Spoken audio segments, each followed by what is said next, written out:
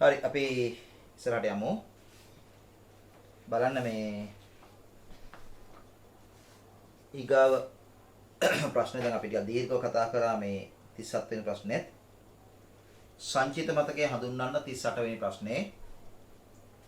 එතකොට සංචිත මතකය කියලා කියන්නේ අපි දන්නවා తాවකාලික මතකයක් කියන එක. එතකොට ඒක සකසනේ සහ RAM එකේ අතරේ ක්‍රියාවලියට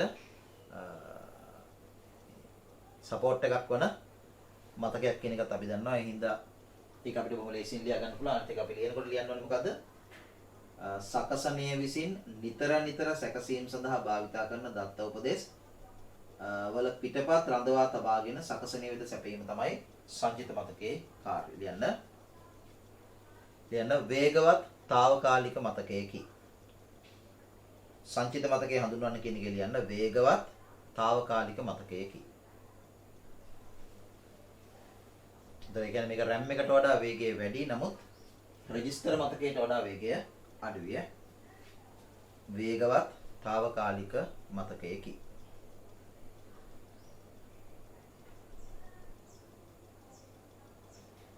ඒකට බලන්න සකසනයේ විසින්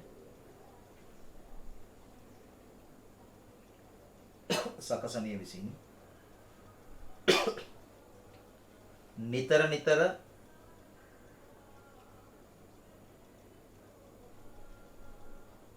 සකසනයේ විසින් නිතර නිතර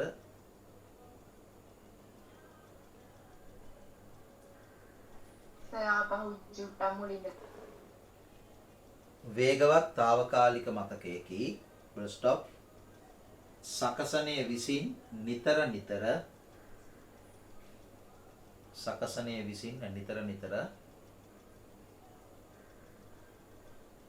සැකසීම් සඳහා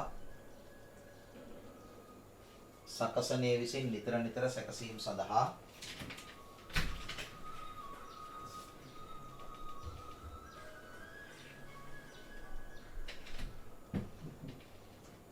සකසනයේ විසින් නිතර නිතර සැකසීම් සඳහා භාවිතා කරන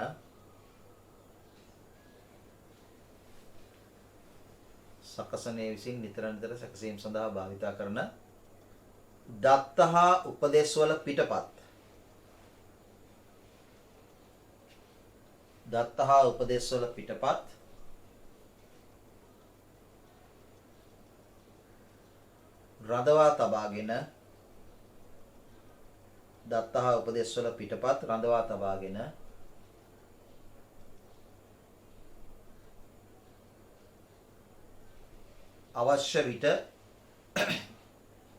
රඳවා තබාගෙන අවශ්‍ය විට සකසනය වෙත සපයයි. රඳවා තබාගෙන අවශ්‍ය විට සකසනය වෙත සපයයි.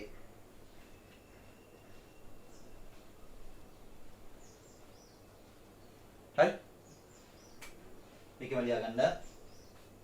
L1, L2,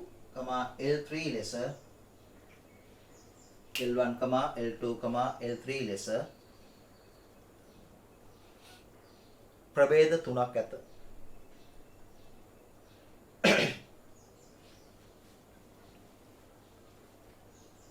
right. ප්‍රභේද තුනක් ඇත. හරි, ඔබ තමයි පුතේ අපිට කැෂ් මෙමරි සම්බන්ධව කතා කරන්න තියෙන්නේ. ඒතකොට පිටපත් කියලා කියන වචනේ ගොඩක් වැදගත්. හේතුව දැන් අපි දන්නවානේ සියලු දත්ත උපදේශ තියාගන්නේ පුතේ RAM එකේනේ. RAM එකේ තියාගන්න දත්ත උපදේශ වලින් පිටපත් තමයි පුතේ මෙතෙන් තරම් තියාගන්නේ. හරි? පැහැදිලිද? එතකොට මේකෙන් කොපි එකක් තමයි මෙතන තියාගන්න. එතකොට ඒ කොපි එක අවශ්‍ය වෙලාවට රෙජිස්ටර් මේ මතකයට යවනවා. නැත්නම් සකසන ඇතුළට යවනවා. හරි. අංක 39 පහත කෙවෙනි මගින් පරිගණකයට සම්බන්ධ කිරීමට භාවිතා කරන උපකරණ ලියා දක්වන්න. ඒව නම් පුතේ ඇත්තටම මේ මොනවද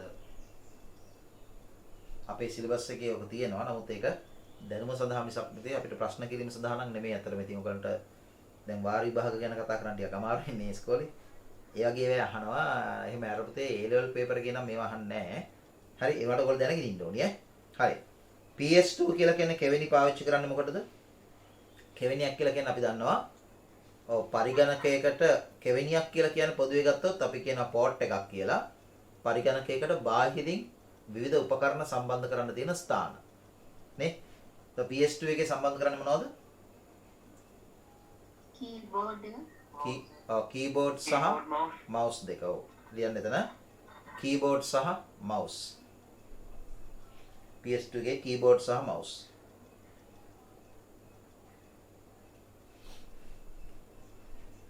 වර්තමානයේ වෙනකොට නවීන පරිගණකවල PS2 කියන එක අහෝසි ඈ. එහෙම නෑ. ඊගාවට පුතේ දෙවෙනි එක තමයි සීරියල් පෝට් එකේ. සීරියල් කියන එක අහෝසි වෙලා ගොඩක් කල්. දැන් භාවිතේ නෑ කොහොමත්. නමුත් සිලබස් එකේ අපිට ඒක තියෙනවා. සීරියල් පෝට් එකට සම්බන්ධ කළේ මොනවද? මවුස් එක කීබෝඩ් එක. කීබෝඩ් එක බෑ කීබෝඩ් එක බෑ. සීරියල් පෝට් එකට සම්බන්ධ කරනකොට ඔකට පුතේ සීරියල් පෝට් එක කියලා කියනවා. ඔකට ඕන ලියා ගන්න කොම් පෝට් එක කියලා කියනවා. කියන්නේ කොමියුනිකේෂන් පෝට් කියලා කියන්නේ. කොම් පෝට් කියලා කියනවා. හරි? ඔක තියරි නෝට් එකේ වෙනම දක්වලා ඇති. හරි ඔකට සම්බන්ධ කරන්න පුළුවන් පුතේ මවුස් එක සහ එක්ස්ටර්නල් මෝඩම් එක. එක උපකරණයක් මවුස් එක අනිත් එක ලියන්න එක්ස්ටර්නල් මෝඩම්. බාහිරව පාවිච්චි කරපු මෝඩම්. ඒ කාලේ එක්ස්ටර්නල් මෝඩම්.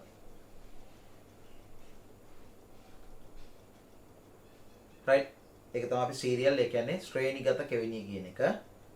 ඊගාට තියෙනවා පුතේ පැරලල් පෝට් එක. පැරලල් කියලා කියන්නේ සමාන්තරගත කෙවෙනිය. ඒකට සම්බන්ධ කරන්නේ මොනවද? එතන මේකත් දැන් අවුට් වෙලා තියෙන්නේ. හා? printer සහ scanner. input output දෙකම පුළුවන් පුතේ. print එක සම්බන්ධ කරා කියලා කියන්නේ output device එකක්. scan එක සම්බන්ධ කරා කියලා කියන්නේ input device එකක්. printer සහ scanner. printer සහ scanner.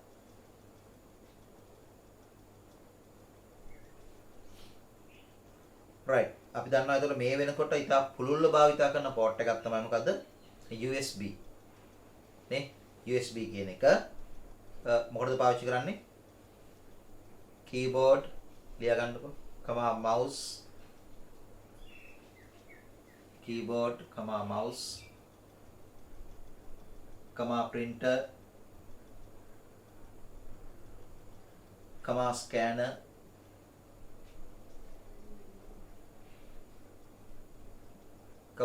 digital camera,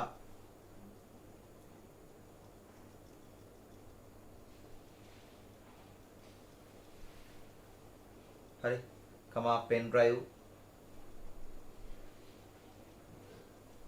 මේ හැම එකක්ම සම්බන්ධ කරන්න පුළුවන්. ඊගාට ලයින් ඉන්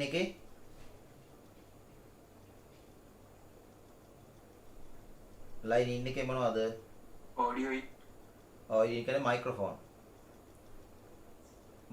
නේ.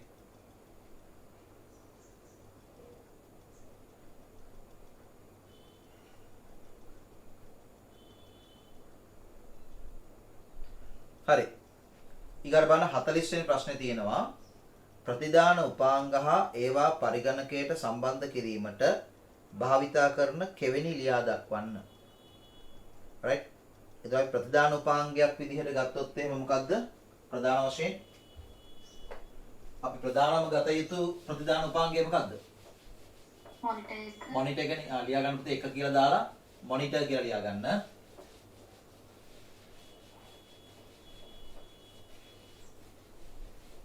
එක මොනිටර්. ඊට පස්සේ ඒක ලියා ගන්න ඕනි කෙවින්.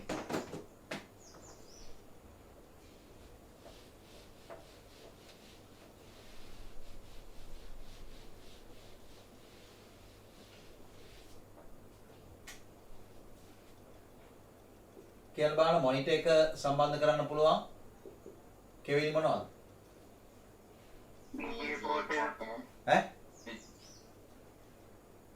VGA port එක. VGA එක. කෙවින් තමයි VGA port එක. HDMI. ඔව් HDMI display port හා display port ඔව් ඩිස්ප්ලේ පෝට් එක කියලා කියන පුතේ ඔකටමනේ DVI port ඔව් DVI එක අන්න හරි DVI අතන මේ HDMI එකට ඉස්සෙල්ලා තමයි DVI ආවේ හරි මොකක්ද පුතේ ප්‍රශ්න තියෙනව නේද අනුද ප්‍රශ්නයක් තිබුණාද එස display port එක වෙන එකක් තියෙනනේ ලොතින් එන ඒවට ඒ මොකද්ද display port මේ port කියලා ලොතින් එන VGA නෙමෙයි VGA කාඩ් එකට එනද ඔව්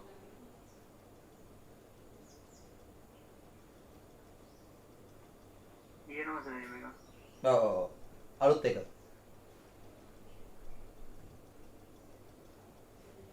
අලුතෙන් එන HDMI වගේම ඔව් ඔව් වගේ ඒක හරි හරි ඒක හරි නමුත් ඉතින් ඒක ලියාගත්තට කමකුත් නැහැ ඒක අපේ සිලබස් එකට එන්නේ නැහැ පුතේ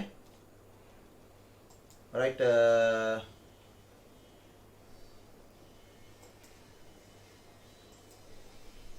ඊගාව කියන්න බලන්න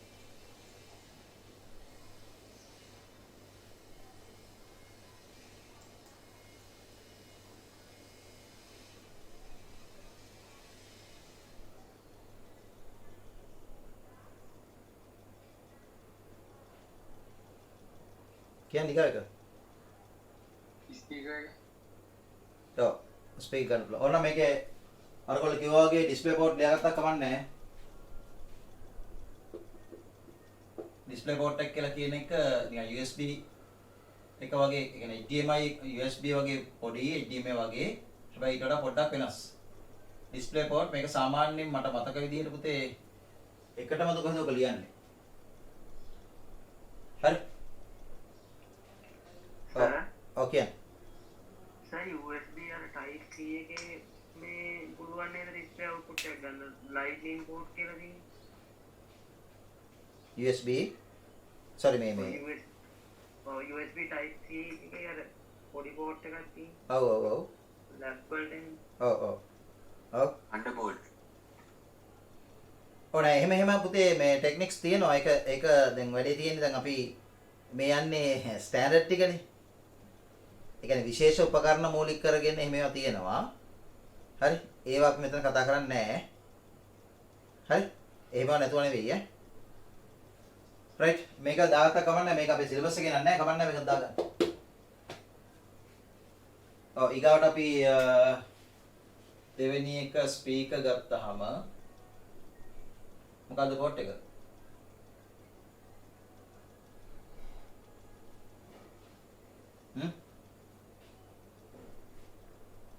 කියන්න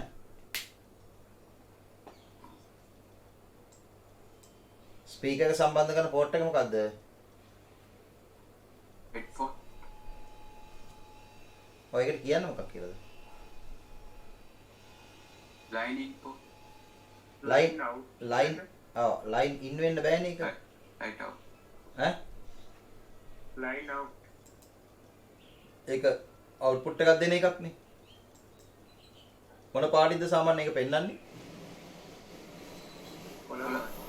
හා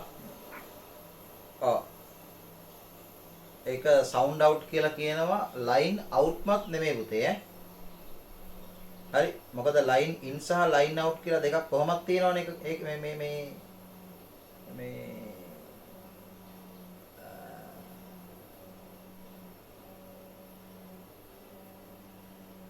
සවුන්ඩ් එකේ මේ ලයින් ඉන් එකයි ලයින් අවුට් එකයි දෙකට අමතරවනේ තියෙන්නේ මේ කොළ පාට එක නේද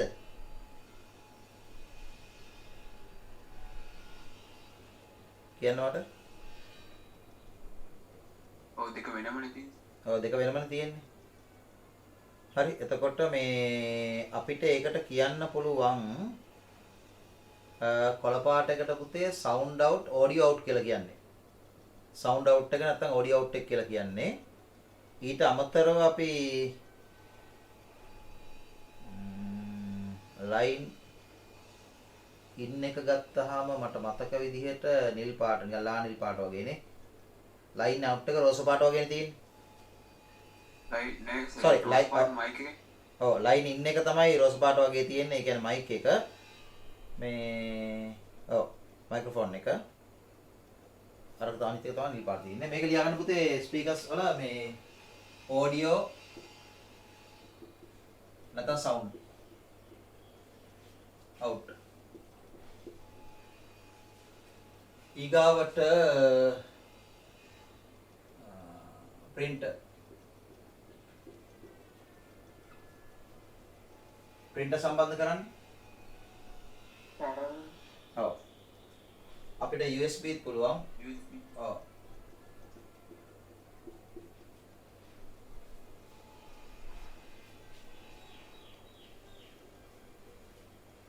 sorry.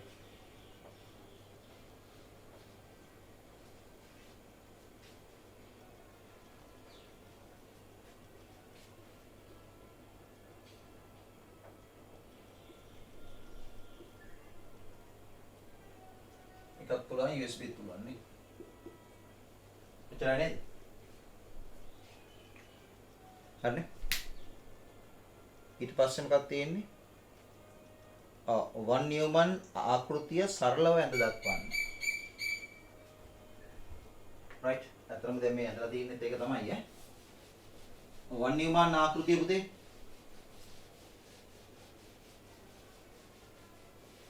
දැන් අපි කතා කරනවානේ වන් නියුමන් ආකෘතිය කියලා කියන්නේ උපදේශ යටතේ නිකන් නෙමෙයි ගබඩා කරන ලද උපදේශ යටතේ පරිගණකයක ක්‍රියාකාරීත්වය පාලනය. ඔහොමනේ පුතේ කතා කරන්නේ. වන් නියුමන් ආකෘතිය කියලා කියන්නේ ගබඩා කරන ලද උපදේශ යටතේ පරිගණකයේ ක්‍රියාකාරීත්වය පාලනය කියලානේ. හරි. එතකොට ඕකත් එක්ක පරිගණකයට ලැබෙනවා පුතේ නිශ්චිත ව්‍යුහයක්. right. පැහැදිලි? නිශ්චිත ව්‍යුහයක් ලැබෙනවා. ඒ ව්‍යුහය යටතේ එක ප්‍රධාන කොටසක් බවට පත් වෙනවා මොකද්ද? මතකය කියන එක, මෙමරි කියන එක. හරි. ඊගාට තව ප්‍රධාන කොටසක් බවට පත් වෙනවා ඉන්පුට් අවුට්පුට් දෙපැත්තේ. හරි. ඊගාට තියෙන අර සැකසීමේ කොටස. right. ඒතර වන් නියුමන් ආකෘතිය අපි අඳහම කොහොමද අඳින්නේ? අපි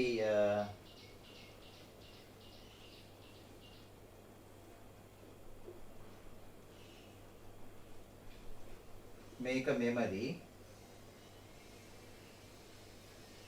එතන පුතේ ස්ථිරතාවකාලික මතක සියල්ල අදාළයි කිය.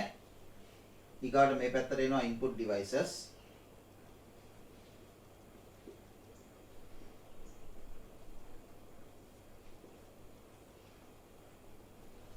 ඊට පස්සේ මේ පැත්තට එනවා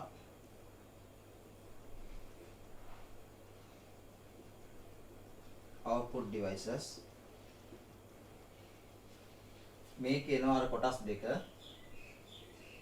CU සහ ALU. මේක රෙජිස්ටර් මතක එහෙම ප්‍රශ්නයක් කරගන්න එපා පුතේ. මේ ආකෘතියනේ අදින්නේ. හරි. එතකොට මේ මෙමරි කියන එක තුලයි සියලු මතකයන් පෙන්නනවා ඈ. හරි. පැහැදිලි? එතකොට ඔක තමයි වන් නියුමන් ආකෘතිය අපි කතා කරන්නේ. right. මේක යුනිට් එකක් විදියට ගත්තාම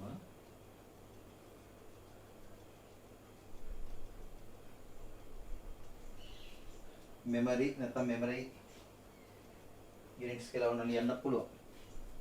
ඔක මාක් කරගන්න.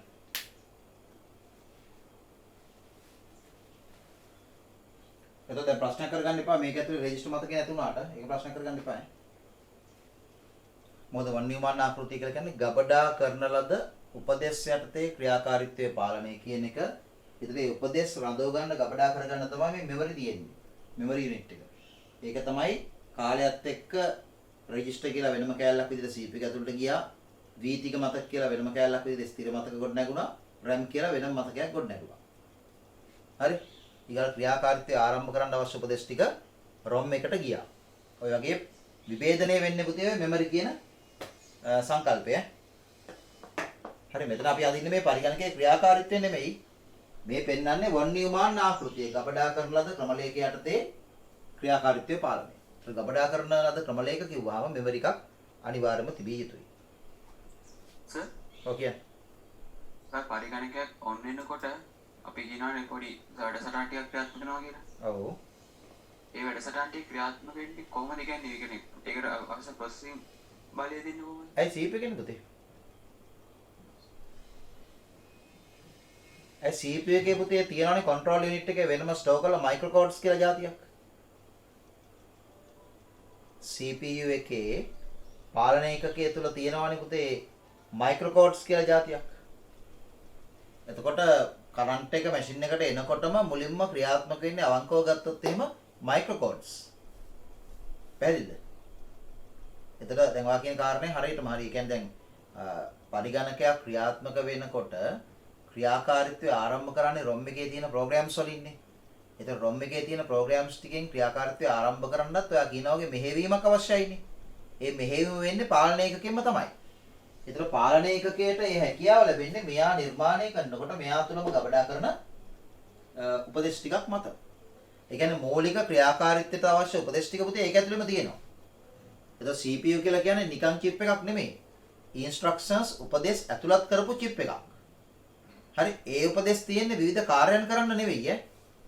හරි ඒතර විවිධ ක්‍රියාකාරකම් කරනකොට ඒ ක්‍රියාකාරකම් පාලනය කරන්න අවශ්‍ය උපදේශ තමයි පාලනයේ පිටින් සපේ ගන්න.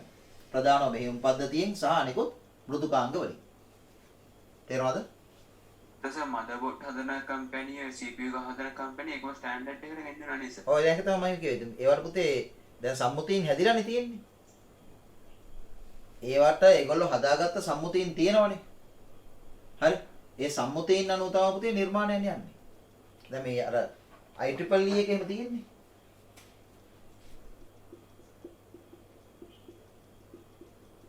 හරි.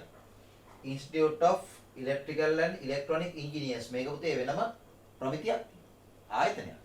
අර ISO කියලා කියන වගේ ආයතනයක් නේ මේක. හරි. එතකොට ඒ ආයතන වලින් තමයි මොකක් කරන්නේද? ඒ ආයතන වලින් තමයි තීරණ ගන්න. ඒවා මේ කියන්නේ මේ දැන් අතර මේ වගේ ආයතන ගත්තාම බොහෝ විට ස්වාධීනයි ඈ. බොහෝ විට ස්වාධීනයි. එතකොට මේවායේ මේවට සම්බන්ධ වෙන්න පුජ්‍යලයෝ තමයි මේ හා සම්බන්ධව මොකද්ද විය යුත්තේ කියන එක හා සම්බන්ධ තීරණ ගන්න. දැන් ඒක ඔයාලට හොඳට පේනවා මතු පිටින් ප්‍රසිද්ධිය මේ වෙනකොට පේන දෙයක් පුතේ ලෝක සෞඛ්‍ය සංවිධානය. දැන් අපිට සාමාන්‍යයෙන් මේ මෑතක් වනතුරු ලෝක සෞඛ්‍ය සංවිධානය කියලා සංවිධානයක් තියෙනවා. හැබැයි සංවිධානයෙන් මොකද්ද කරන්නේ කියන සම්බන්ධව ලොකු ගැටලුවක් තිබුණානේ. හරි. ඒ කියන්නේ ලොකු ගැටලුවක් කියලා කියන්නේ අපිට ඒක පේන මේ ක්‍රියාකාරීත්වයක් අපි දැක්කේ නෑනේ මේ මෑතක් වනතුරු. හරි. පැහැදිලි. විශේෂයෙන්ම දැන් ලංකාවට බලපාන ආකාරය ඒ වගේ වසංගතයක් පුතේ දශක ගණනාවකින් ඇවිල්ලා නෑනේ. ලෝකේ නම් එක රටවල් වල යම් කාලවලදී ඒ වගේ දේවල් වෙලා තියෙනවා. සහ පොදුවේ ආපහු මුළු ලෝකෙටම බලපාන ඒවාත් වෙලා තියෙනවා අතීතයේ.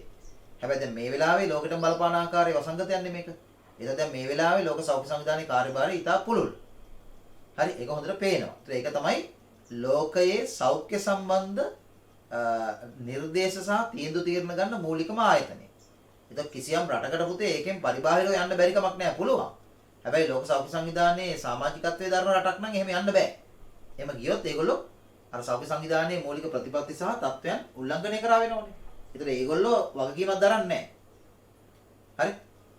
පැහැදිලි අන්න ඒ වගේ මෙහෙම ආයතන තියෙනවා. හදාගත්ත ඒවා. දැන් ඉන්ටර්නික් කියලා ආයතනයක් තියෙන අන්තර්ජාලය සම්බන්ධ තීරණ ගන්න ඉන්ටර්නික්.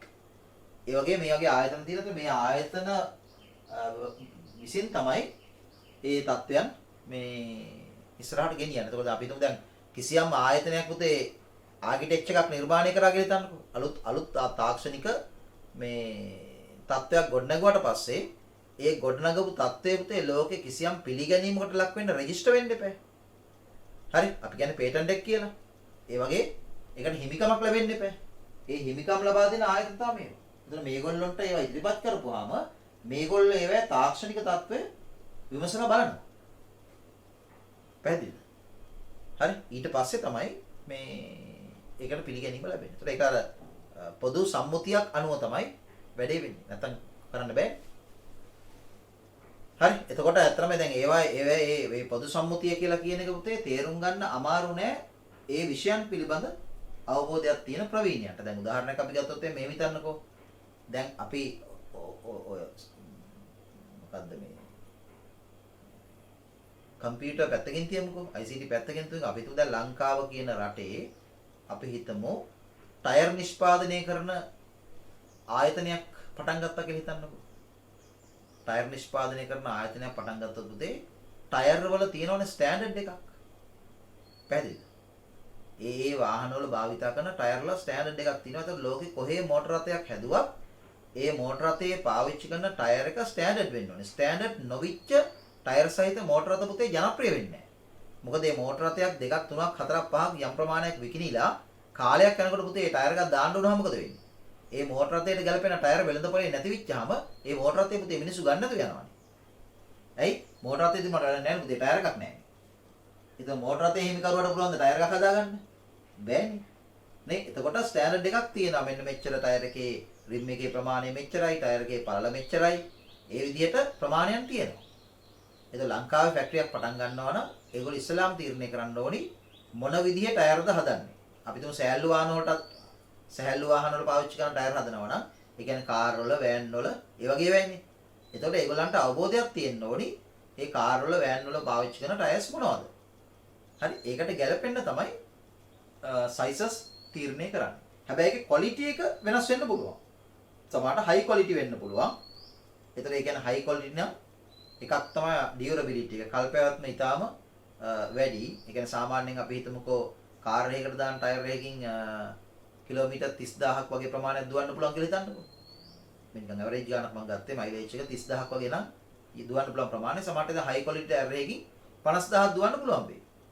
නේ? එතකොට ඒ වගේම තමයි මේ ටයර් එක දාලා වාහනේ ධාවනය කරනකොට එන සැප පහසුව ගැස්සෙන්නේ නැහැ. ඒ සැප පහසුව. ඒවත් බලපානවා. එතකොට පුතේ වැඩි වෙන්නේ මිල. හැබැයි අර ස්ටෑන්ඩඩ් එකෙන් පිටින් හදන්න බෑ. මේ ස්ටෑන්ඩඩ් පිටින් හදුවොත් පුතේ ඒ ටයර් ගහයි කරන්න බෑ. නේ? ඒ වගේ අර වගේ ප්‍රශ්නෙත් මේ ගොඩක් වැදගත්. එතකොට ඒකෙ වෙන්නේ CPUs හදනකොට, motherboards හදනකොට එකම ආයතනොත් හදනවා, විවිධ ආයතන වලුත් හදනවා. ඒ ඔක්කොම පුතේ ප්‍රමිතියක් අනුව තමයි හැදෙන්නේ. ඒකේ ලෝකේ හදාගත්ත ස්ටෑන්ඩඩ්ස් තියෙනවා ඒකට දාන්න. ඒතර ඒ ස්ටෑන්ඩඩ්ස් තියෙනවා වගේම අලුත් ස්ටෑන්ඩඩ්ස් හැදෙනවා. ඒතර අලුත් ස්ටෑන්ඩඩ් හැදිච්චාම පුතේ ඒවා ජනප්‍රිය වෙනවානේ. ඒ කියන්නේ ජනප්‍රිය වෙනවා කියන්නේ මිනිස්සු අතර නෙවෙයි. ඒ නිෂ්පාදකයෝ අතර පුතේ ඒවා ජනප්‍රිය වෙනවා සහ ජනප්‍රිය කරනවා. හරි. දැන් ඉන්ෂුරන්ස් කම්පැනි එකක් හිතන්නකො අලුතෙන් ඉන්ෂුරන්ස් පොලිසි එකක් හඳුන්වා දෙනකොට ඒගොල්ලෝ පුතේ ඒක මේ මොනවාද වෙනම මේ සමහරට මාධ්‍ය සාකච්ඡා තියෙනවා නේ ප්‍රොමෝෂන්ස් කරනවා කරලා ඒ මුලින්ම ඒ පිළිබඳව දැනුවත් කළ යුතු කට්ටිය දැනුවත් කරනවානේ. හරි. දැන් පළවෙනි කාරණේ තමයි දැන් ලංකාව ඇතුලේ නම් ඒක මූල්‍ය හා සම්බන්ධ කාරණයක් නිසා මහ බැංකුව දැනුවත් කරන්න ඕනේ. සහ අනිකුත් දැනුවත් කළ යුතු ආයතන තියෙන ආයතන දැනුවත් කරන්න ඕනේ. දැනුවත් කරලා ඒ වගේ දෙයක් ක්‍රියාත්මක කරන්න අවසරය ගන්න ඕනේ. තේරෙනවද?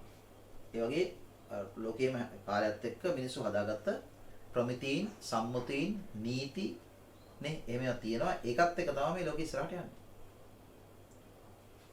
හරි.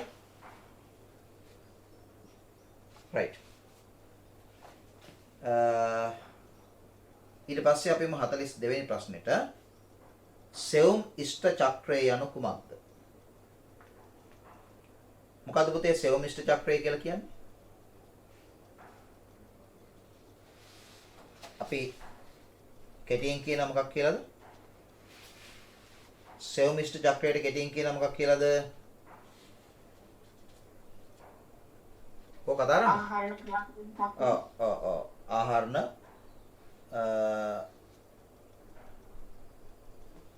මේ ක්‍රියාකරන චක්‍රය නැත්නම් fetch execute cycle කියලා. මොකද්ද මේකෙන් පෙන්වන්නේ අපි?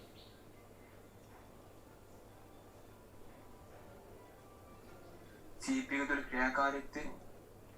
CPU එක තුල ක්‍රියාකාරීත්වය නෙමෙයි පුතේ. CPU එක ආශ්‍රිත ක්‍රියාකාරීත්වය. මොකද මේකේ අපි RAM එකක් පෙන්නනවානේ. නේද? CPU එකෙන් පිටත් පෙන්නනවානේ. එහෙම නේද? ඔව්. ඔව් එතකොට අපි CPU එක මූලික වෙලා පරිගණකයක සැකසීම් සිදුවන ආකාරය තමයි මේකේ පෙන්වන්නේ. හරි? එහෙනම් සෙවුම් ඉෂ්ට චක්‍රය යනු කුමක්ද? ඒක ලියන්න මෙහෙම.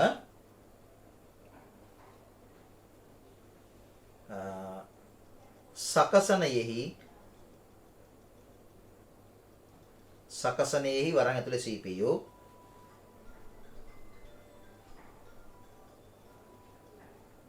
සකසනයෙහි ඒ කියන්නේ CPU මූලිකත්වයෙන්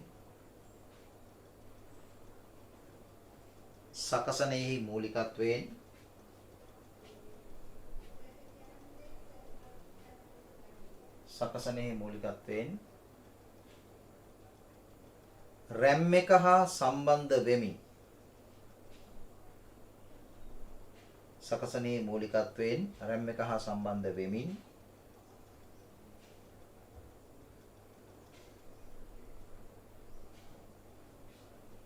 දත්ත සැකසීමේ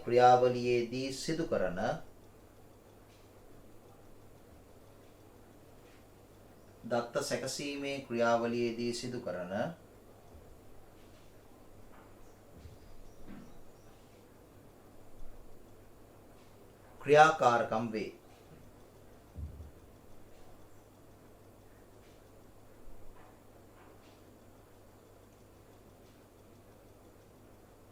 ක්‍රියාකාරකම් වේ. දත්ත සැකසීමේ ක්‍රියාවලියේදී සිදු කරන ක්‍රියාකාරකම් වේ. හරි, එතකොට CPU එක මූලික වෙලා RAM එකත් සම්බන්ධ කරගනිමින් සිදු කරන දත්ත සැකසීමේ ක්‍රියාවලියට අයත් ක්‍රියාකාරකම් ටිකක් තමයි සෙවුම් ඉෂ්ට චක්‍රය නැත්නම් fetch execute cycle එකෙන් පෙන්වන්නේ. හරි? එතකොට එහෙනම් පුතේ දැන් ඊගාවට තියෙන්නේ මේ සෙවුම් ඉෂ්ට චක්‍රය ඇඳ පෙන්වන්න කියන එක. හරි? එතනදී අපි highlight කරලා පෙන්වන්න ඕනි කාවද? කියන්නේ සෙවුම් ඉෂ්ට චක්‍රයේදී අපි highlight කරලා පෙන්වන්න ඕනි කාවද?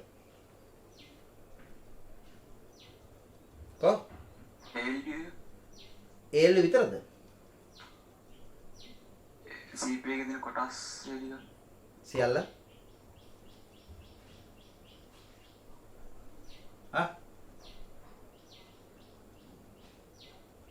මෙතන අපි highlight කරලා පෙන්වනවා පුතේ 3 දෙනෙක්ව.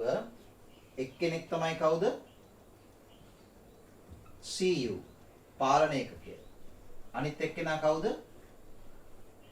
ALU. ඊට පස්සේ ඊගාව එක්කෙනා තමයි main memory එක කියන්නේ RAM එක. ඔන්න ඔය කොටස් තුන තමයි අපි highlight කරලා පෙන්නන්නේ. හරි?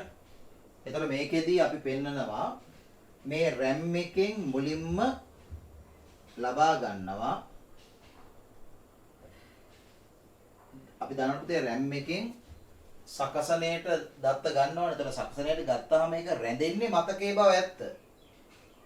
හරි? රැඳෙන්නේ මතකයේ බව ඇත්ත. හැබැයි මේ RAM එකේ තියෙන දත්ත උපදේශ වලින් සැකසීම සඳහා අවශ්‍ය දත්ත උපදේශ ඒ මොහොතේ සැකසීම සඳහා අවශ්‍ය දත්ත උපදේශ රෙජිස්ටර් මතකයට ගන්නේ කාගේ පාලනයෙන්ද? පාලන ඒකකයේ පාලනයෙන්. හරි, එතකොට අපි සාමාන්‍යයෙන් බ්ලොක් ඩයග්‍රෑම් එක අදිනකොට මේ විදිහට ඇඳලා සෙවුම් ඉෂ්ට චක්‍රය අදිනකොට පුතේ අපි එහෙම අදින්නේ නැහැ. අපි එතනදී රෙජිස්ටර් මතකය අදින්නේ නැහැ. අපි අදින්නේ මොකද්ද? පාලන ඒකකයේ පාලනයේ යටතේ RAM එකෙන් අවශ්‍ය දත්ත උපදේශ ලබා ගන්නවා කියන කාරණය. එතකොට මේ ලබා ගන්නවා කියන කාරණෙන් අදහස් වෙන්නේ මේ RAM එකෙන් දත්ත උපදේශ එන්නේ පාලන ඒකකයට කියන එක නෙවෙයි. RAM එකෙන් ගන්න දත්ත උපදේශ යන්නේ පුතේ රෙජිස්ටර් මතකයට තමයි. හරි? හැබැයි මේ ක්‍රියාවලිය පාලනය කරන්නේ කවුද? කියන්නේ? ඒ ක්‍රියාවලිය පාලනය කරන්නේ කවුද? පාලන ඒකකය, control unit එක. ඒතකොට පුතේ අපි මේක තමයි පියවර 1 කියලා ගන්නෙ. මේක පියවර 1. මොකද්ද? මේකට මොකක් කියලාද කියන්නේ? RAM එකෙන් පාලන ඒකකයට එන එකට මොකක් කියලාද කියන්නේ?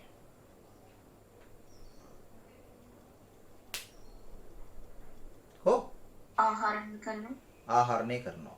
එතන අපි තව එකකට හොඳ වචනයක් පාවිච්චි කරනවා පුතේ.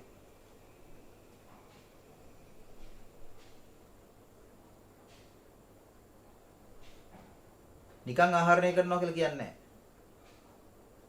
ඊළඟ උපදෙස් සැකසීමට අන්න හරි. ඊළඟ උපදේශ ආහරණය කිරීම. ඊළඟ උපදේශය කියන්නේ ඒ කියන්නේ පුතේ පෙළකට යනවා කියන එකනේ මේ කියන්නේ.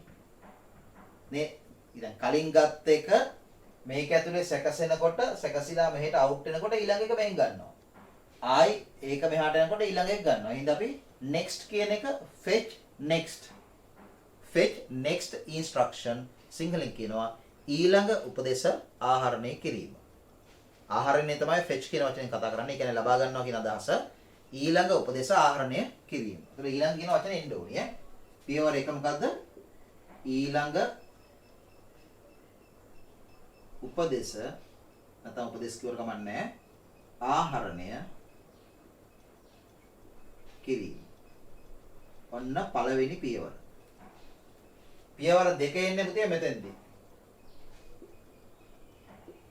පියවර දෙක මොකද්ද? දැන් ඒ ඊළඟ උපදේශ ආහරණය කරගත්තට පස්සේ පාලනය එකකෙන් මොකද්ද කරන්නේ? ඩිකෝඩ් කරනවා. විකේතනය කරන්න. ඔව් ඩිකේඩ් එක. එතකොට අපි කියනවා උපදේශ නැත්නම් උපදේශ විකේතනය කිරීම. ඩිකෝඩ් කරනවා.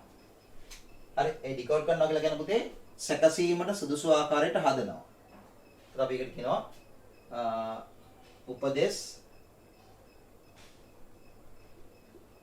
විකේතනය කිරීම. විකේතනය තමයි අපි ඩිකෝඩ් කරනවා කියලා කියන්නේ. ඒක වෙන්නේ පාලනය එකකින්. හරි ඊට පස්සේ ඒ කරපු දේ තමයි පුතේ මෙතෙන්ට යන්නේ. ඒක පියවර 3. මොකද ඒතර පාලනය එකකින් තමයි ඒක සකසන්නේ. ඒකට අපි කියන්නේ මෙතන සකසනවා කියන වචනේ පාවිච්චි කරලා වැරදි නෑ. නමුත් අපි ඒකට කියන්නේ සාමාන්‍යයෙන් මොකද්ද? fetch execute cycle කියලානේ පුතේ කියන්නේ. ක්‍රියාත්මක කිරීම. ක්‍රියාත්මක කිරීම. ඒ කියන්නේ උපදේශ ක්‍රියාත්මක කිරීම. උපදේශ ක්‍රියාත්මක කිරීම.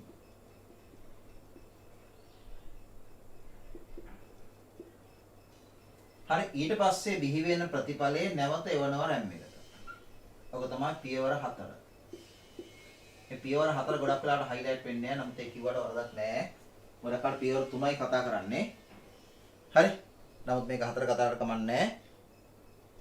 මොකද 4 වෙනි එක? ඔව් මතකයේ තැම්පත් කිරීම. ස්ටෝර් කරනවා කියන එක. හරි. මතකයේහි තැම්පත් කිරීම.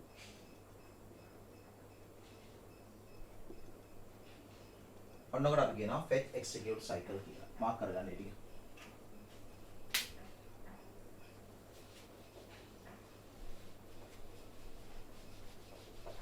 සර් මේ දෙවෙනි පියවර පොඩ්ඩක් විස්තර කරන්න. ඒකේ පුතේ ඒ කියන්නේ මොකක්ද සකස්සන්න පුළුවන් විදිහට සකස් කරනවා කියන්නේ?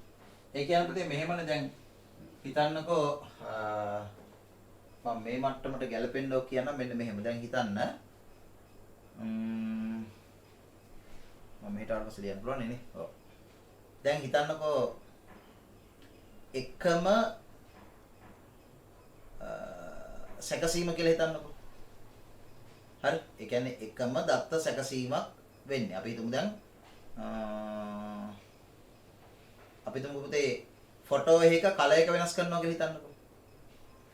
වෙන ගානක් හදන එකක් ඕන එකක් ගන්න පුළුවන්. හරි. ඕන නැත්නම් එහෙම එකක් අපි ගමුකෝ.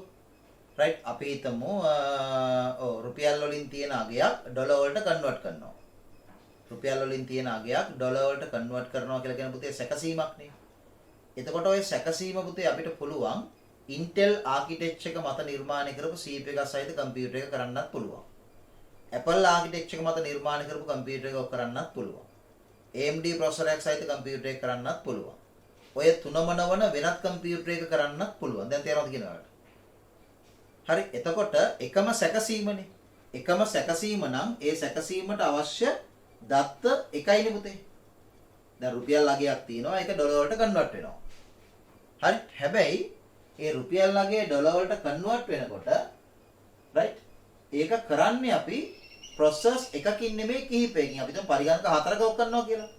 එකිනෙකට වෙනස් CPU සහිත පරිගණක හතරක කරනකොට පරිගණක හතරම ඩිජිටල් බවත් ඇත්ත. හැබැයි මේ හතරෙම පුතේ පාලන ඒකකයයි ALU එකයි වැඩ කරන ආකාරය එක හා සමාන නෙන්නේ. නේද?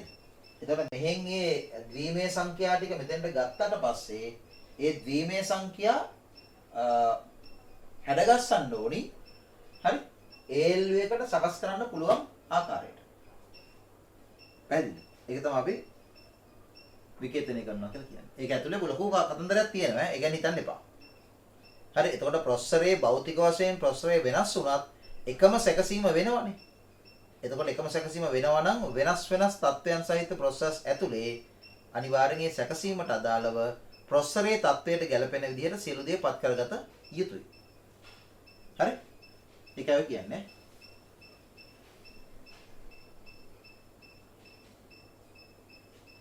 මාක් කරගන්න ඉක්මනට.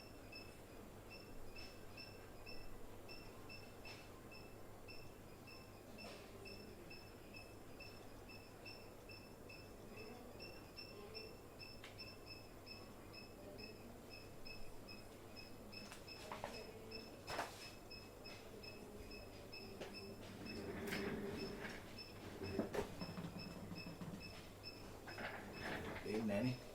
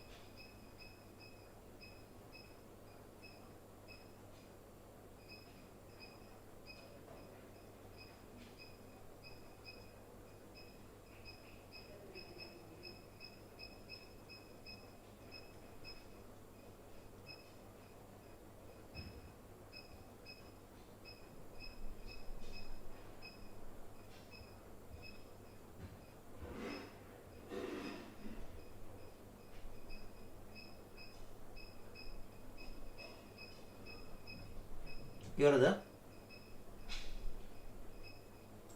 අවසන්. හරි ඊගා ප්‍රශ්නයක් මෙහෙනම් 44 තියෙනවා පුතේ පරිගණක මතකයන්ගේ සංසන්දනය කළ හැකි නිර්ණායක හතරක් ලියන්න. ඒ කියන්නේ පරිගණක මතකයන් පිළිබඳව අපි සංසන්දනයක් කරනවා නම් හරි එතකොට අපිට කියන්නේ මෙමරි මැනේජ්මන්ට් කියන කොටස ගැන අපි කතා කරන්නේ මේ මොනවද සංසන්දනය කරන්න පුළුවන් ලක්ෂණ?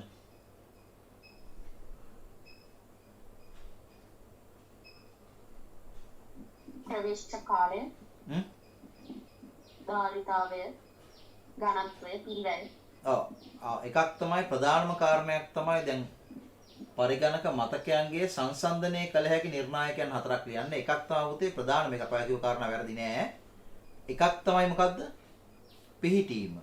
මොකද අපි දන්නවා සමහර මතකයන් තියෙනවා CPU එක තුල සමහර මතකයන් තියෙනවා CPU එක පිට ඒ වගේම පිට තියෙන මතකයන්ගෙන් සමහරක් පරිගණකයේ ක්‍රියාකාරීත්වයේදී CPU එකත් එක්ක ඍජුව සම්බන්ධයි සමහරක් ඍජුව සම්බන්ධ නැහැ. දැන් උදාහරණ ගත්තාම මෙතන පේනවා නේ මේක බැලුවට ගන්න පේනවා රෙජිස්ටර් මතකයේ තියෙන සකසනේ ඇතුලේ නමුත් RAM එක තියෙන්නේ පිට නේ ඒ වගේම hard disk එකේ තියෙන්නේ පිට මේවත් මතකයක් නේ. එතකොට එතන තියෙනවා පිහිටීමේ වෙනසක්. ඒ වගේම තමයි ක්‍රියාකාරීත්වයේදී පිටින් තියෙන මතකයන් අතරින් RAM එක CPU එකත් එක්ක ඍජුව සම්බන්ධයි. හැබැයි hard disk එක සම්බන්ධ නැහැ. cache එක සම්බන්ධවක් තියෙනවා. L1 L2 L3 ප්‍රභේද ගත්තාම සමහර ප්‍රභේද CPU එක ඇතුලේ තියෙනවා සමහර ප්‍රභේද CPU එකෙන් පිට තියෙනවා. දැන් තේරෙනවද?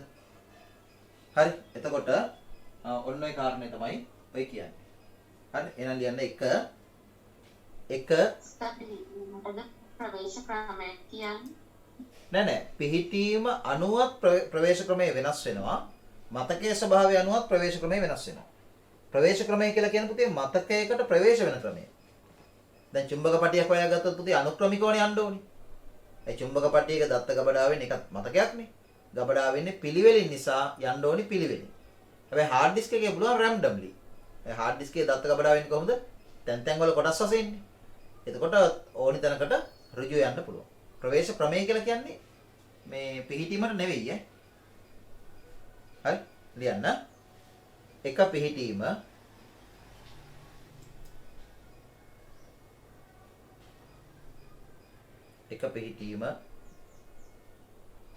දෙක මතක ඝනත්වය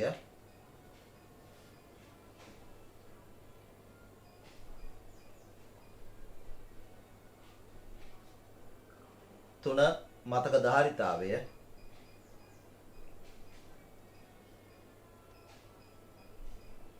හතර ප්‍රවේශ ක්‍රමය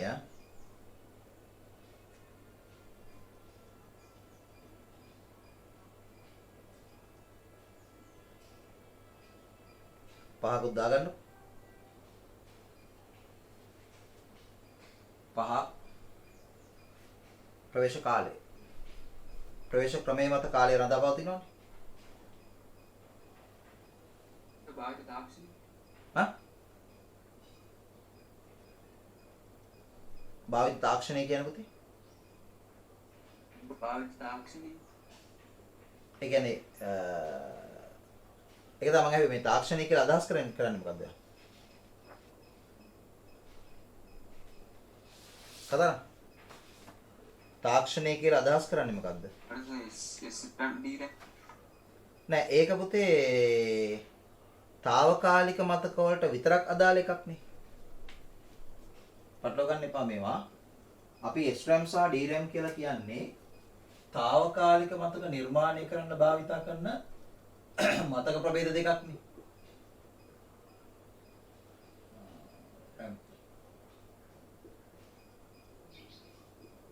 තේරෙනවද?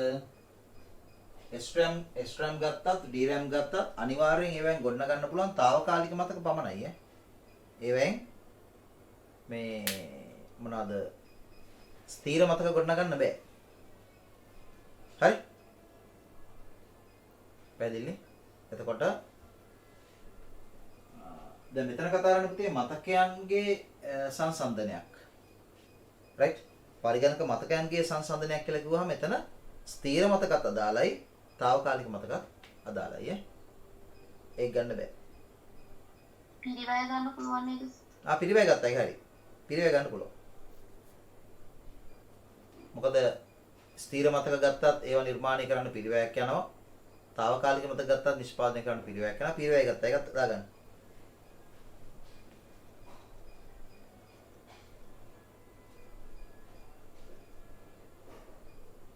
හරි?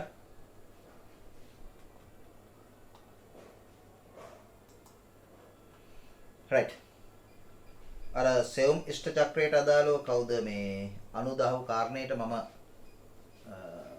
පොඩ්ඩක් බලලා ඒකට හරි උත්තරයක් මගෙන් දැන් දෙන්න ඕන උත්තරේ මම දුන්නා. නමුත් තව පොඩි කරුණු පැහැදිලි කිරීමක් කරන්නම් අවශ්‍ය කරුණු ටික හරියට ගොනු කරලා. කියන්නේ අර මේ මෙතන මේ විකේතනය කියන්නේ මොකක්ද කියන එක නැත්තම් මේ ඒකේ අභ්‍යන්තර කතා කරන්න බෑ. ඒ කියන්නේ මේකේ ඇත්ත කතන්දරය ගත්තොත් එහෙම CPU එක ඇතුලේ ක්‍රියාවලියේ අපි පුතේ ඇත්තට මේ අඳුරේ අතපත ගන්නවා වගේ වැඩක් කරන්නේ. මම මේ වචන ටික පාවිච්චි කරන්නේ නැතුව ඉන්න හදලා මේ පාවිච්චි කරන්නේ. අඳුරේ අතපත ගන්නවා වගේ වැඩක් ටික තමයි තියෙන්නේ. ඒතකොට පුතේ අඳුර අතපත ගන්නවා කියන එකෙන් අදහස් කරන්නේ මොකද්ද? ඒතර පුතේ අපි මේ කතා කරපු කාරණා සියල්ලම එකක්වත් බොරු නෙමෙයි ඇත්ත. හැබැයි ඒ ඇත්ත පුතේ සිදු වෙනකොට ඇතුලේ තව කරුණු කාරණා ගණනාවක් තියෙනවා අපිට ඉගෙන ගන්න. ඒක A-level මට්ටමේදී කරන්න බෑ. හරි? ඒ නිසා තමයි ඔයගොල්ලෝ මම කියලා තියෙන්නේ සමහර උපාධි වල විශේෂම කම්පියුටර් ඉංජිනේරින් වගේ උපාධියක මොරටුවේ කරන කම්පියුටර් ඉංජිනේරින් වගේ උපාධියක මම ඔයගොල්ලන්ට කිව්වේ ඒකයි මයික්‍රෝප්‍රොසෙසර් ඩිසයින් මයික්‍රෝප්‍රොසෙසර් ආකිටෙක්චර් එක අවුරුදු 1කමාරක් විතර ඉගෙන ගන්නවා අවුරුදු 4 ඩිග්‍රී එකේ. හරි? ඒ කියන්නේ ඒ තරම් සංකීර්ණ ක්‍රියාවලියක් මේකේ තියෙනවා. හරි? තේරෙනවනේ? ඒතකොට ඒක දැන් අපිට අර කරුණු කාරණා යම් ප්‍රමාණයක් මත පිටින් කතා කරනකොට ටිකක් ප්‍රශ්න එනවා. එතකොට මේක මොකද්ද මෙහෙම වෙන්නේ කොහොමද? ඒ වගේ ප්‍රශ්න ටිකක් එනවා. ඒක කරන්න දෙයක් නැහැ. ඒක එන එක ස්වභාවික. ඒ කියන්නේ ප්‍රශ්න එනවා නම් ඒක හොඳයි. හරි. හැබැයි ප්‍රශ්න වලට අදාළව මේ වෙලාවේ අපිට කතා කරන්න පුළුවන් කොටසක් තියෙනවා. බැරි ටිකුත් තියෙනවා.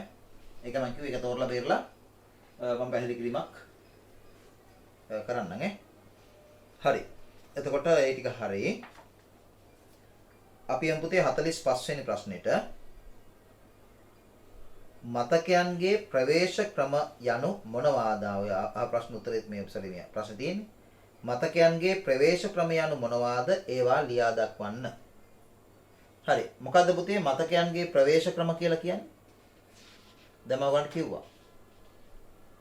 මතකයන්ගේ ප්‍රවේශ ක්‍රම කියලා කියන්නේ මොනවද? මොකේද? විද්‍යුත් ක්‍රමවේදයන් තුලින් තැන්පත් කර ඇති දත්තයන් පරිගණකයේ මතකයේ වෙත ප්‍රවේශ කර ගැනීම. ඒක නෙමෙයි.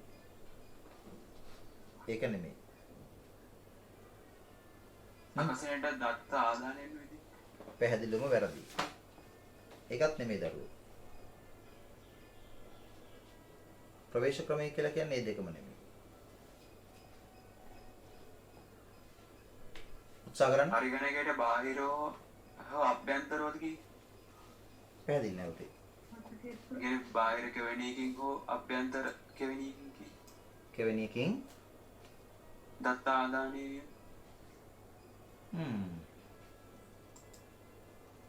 එදිය වෙනස් ආකාරයක උත්තරයක් වුණානේ.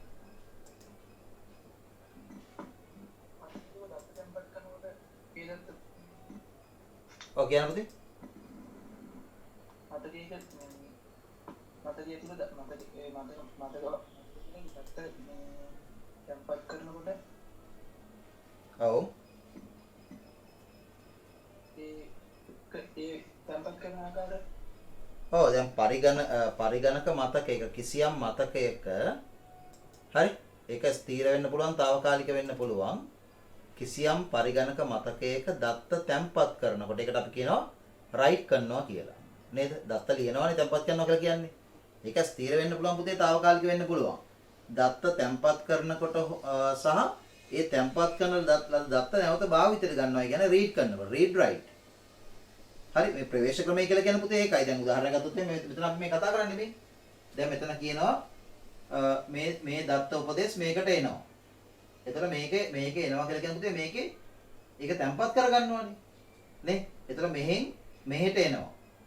නේ? එතකොට මේකේ තැම්පත් කරගන්නවා. මෙහෙන් මෙහෙට යනවා. නේ? ඊගාට පැහැදිලි. මෙහෙන් මෙහෙට එනවා. එතකොට මේක තැම්පත් කරගන්නවා. එතකොට කිසියම් මතකයක දත්ත ලියනකොට සහ ඒ ලියපු දත්ත නැවත භාවිතයට ගන්නවා. ඒ කියන්නේ රීඩ් කරනවා. හරි? ඒක තමයි අපි කෙටින් කියන්නේ රීඩ් රයිට්. එහෙම කරනකොට ඒ සඳහා භාවිතා කරන ක්‍රම වලට අපි කියනවා ප්‍රවේශ ක්‍රමය කියලා. දැන් අපි දන්නවනේ පුතේ මේ ඕනෑම මතකයකට තනිව හැසිරෙන්න පුළුවන්ද? මට කියන්න. පරිගණකයේ තියෙන ඕනෑම මතකයකට තනිව හැසිරෙන්න පුළුවන්ද? කතා කරලා කියන්න මට. පුළුවන්ද බැරිද? බෑ. පරිගණකයේ තියෙන කිසිම මතකයකට තනිව හැසිරෙන්න බෑ. හරි. එතකොට එහෙනම් කවුද මේ මතක හසුරවන්නේ?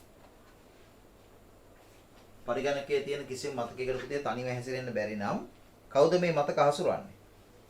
CEO. ඔව් පාලන ඒකකය. ඔව්.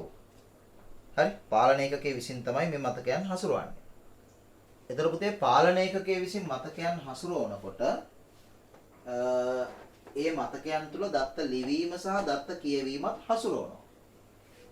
හරි. හැබැයි හැසිරවීම කරන්න පුළුවන් වෙන්නේ මතකයේ ස්වභාවය මත. රයිට්. උදාහරණයක් ගත්තොත් එහෙනම් මෙහෙම හිතන්නකෝ. දැන්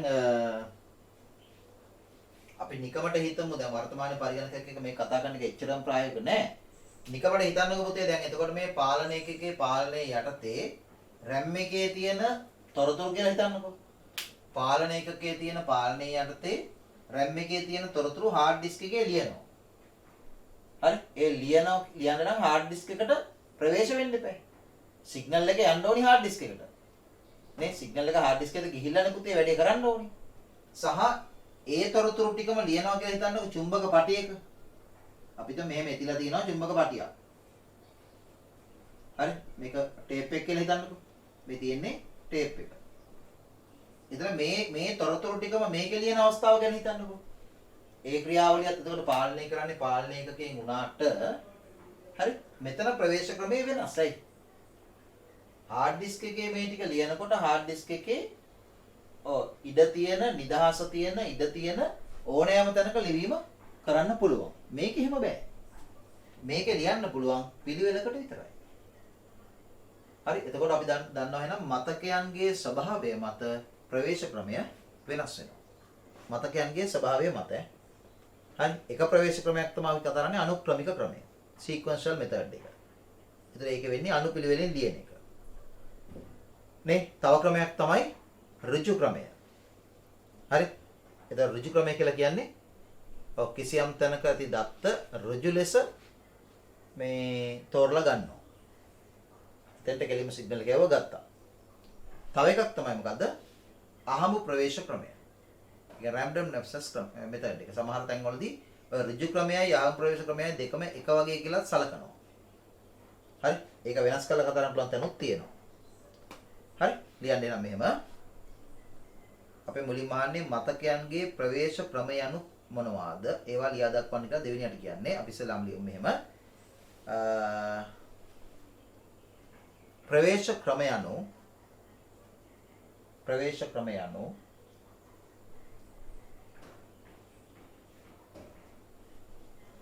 ප්‍රවේශ ක්‍රමය anu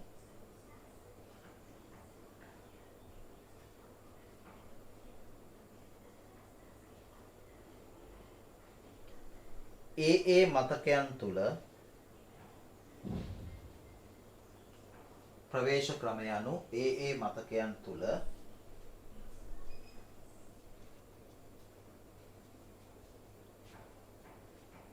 දත්ත තැන්පත් කිරීමේදී ඒ මතකයන් තුල දත්ත තැන්පත් කිරීමේදී වරහන් ඇතුළේ ලියන්න පුතේ write write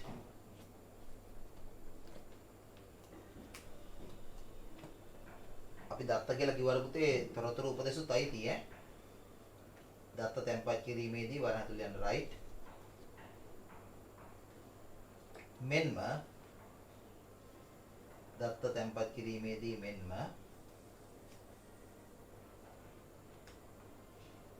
දත්ත කියවීමේදී වරහන් ඇතුළේ යන read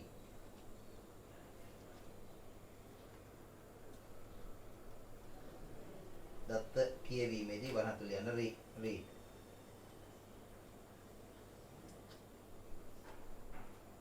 භාවිතා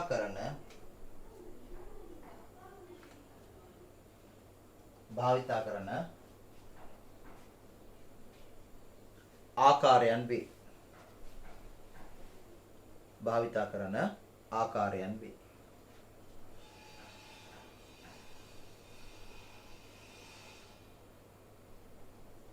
full stop එකම ලියන්න. මේවා ආකාරයන් වේ full stop එකට ලියන්න මේවා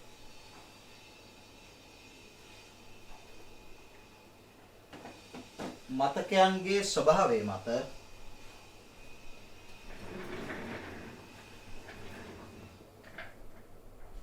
මේවා මතකයන්ගේ ස්වභාවය මත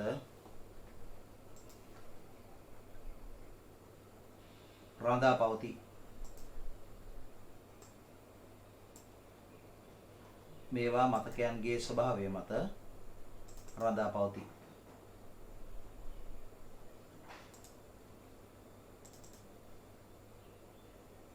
right එතකොට ඒකට කියන මෙහි ආකාර කිහිපයකි.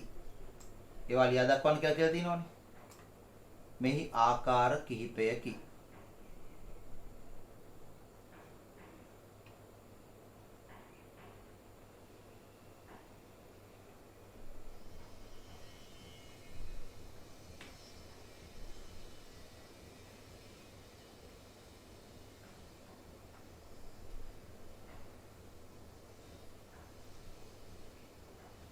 හරි ලියන්න ආකාර තුනක් තියෙනවා. එකම පෙළේ ලියන්න පුළුවන්. එක අහඹු ප්‍රවේශ ක්‍රමය.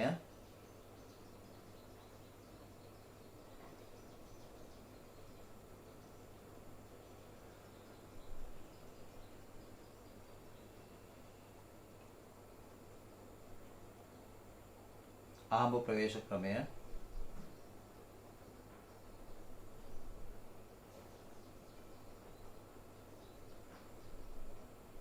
කමා ඍජු ක්‍රමය.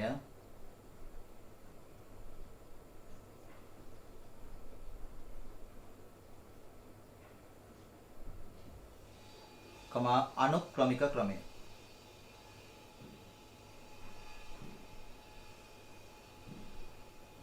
අනුක්‍රමික ප්‍රවේශ ක්‍රමය. අනුක්‍රමික ක්‍රමය. හරි. ඔය තියෙන ආකාර තුන.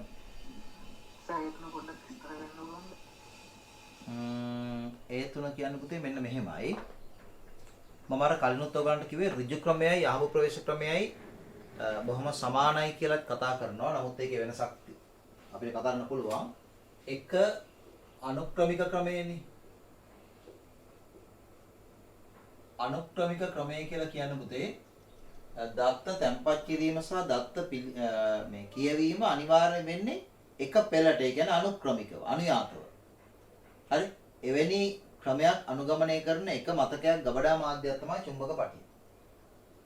හරි? එතකොට චුම්බක පටියක දත්ත ගබඩා වෙනකොට වගේම ගබඩා විච්ච දත්ත රීඩ් කරනකොට තැන් තැන් වල රීඩ් කරන්න බෑනේ පුතේ. මොහොතින් මොහොත එක පිළිවෙලට තමයි රීඩ් කරගෙන යන්න ඕනි හෝ රයිට් කරගෙන යන්න ඕනි.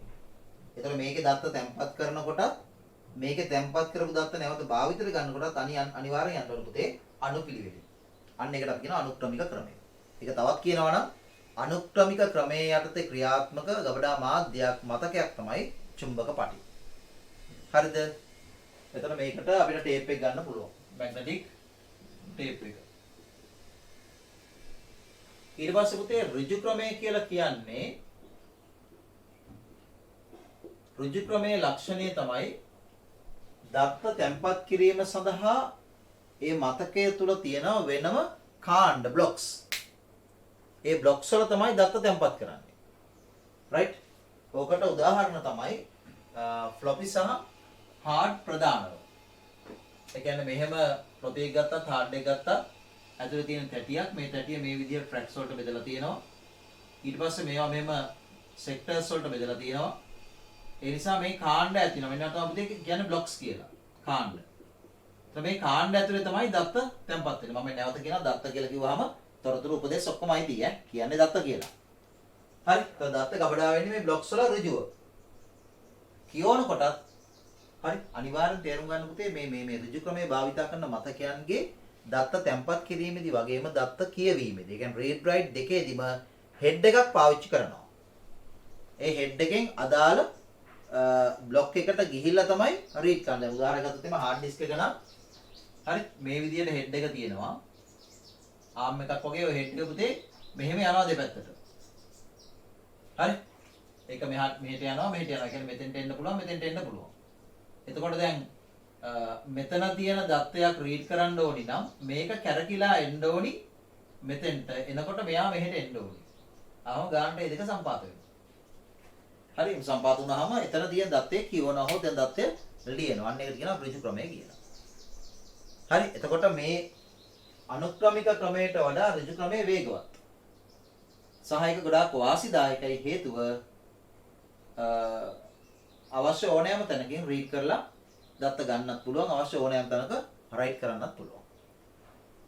හරි ඊගාට තුන්වෙනි එක අහඹු ප්‍රවේශ ක්‍රමය කියලා කියන්නේ පුතේ ඔය වගේමයි.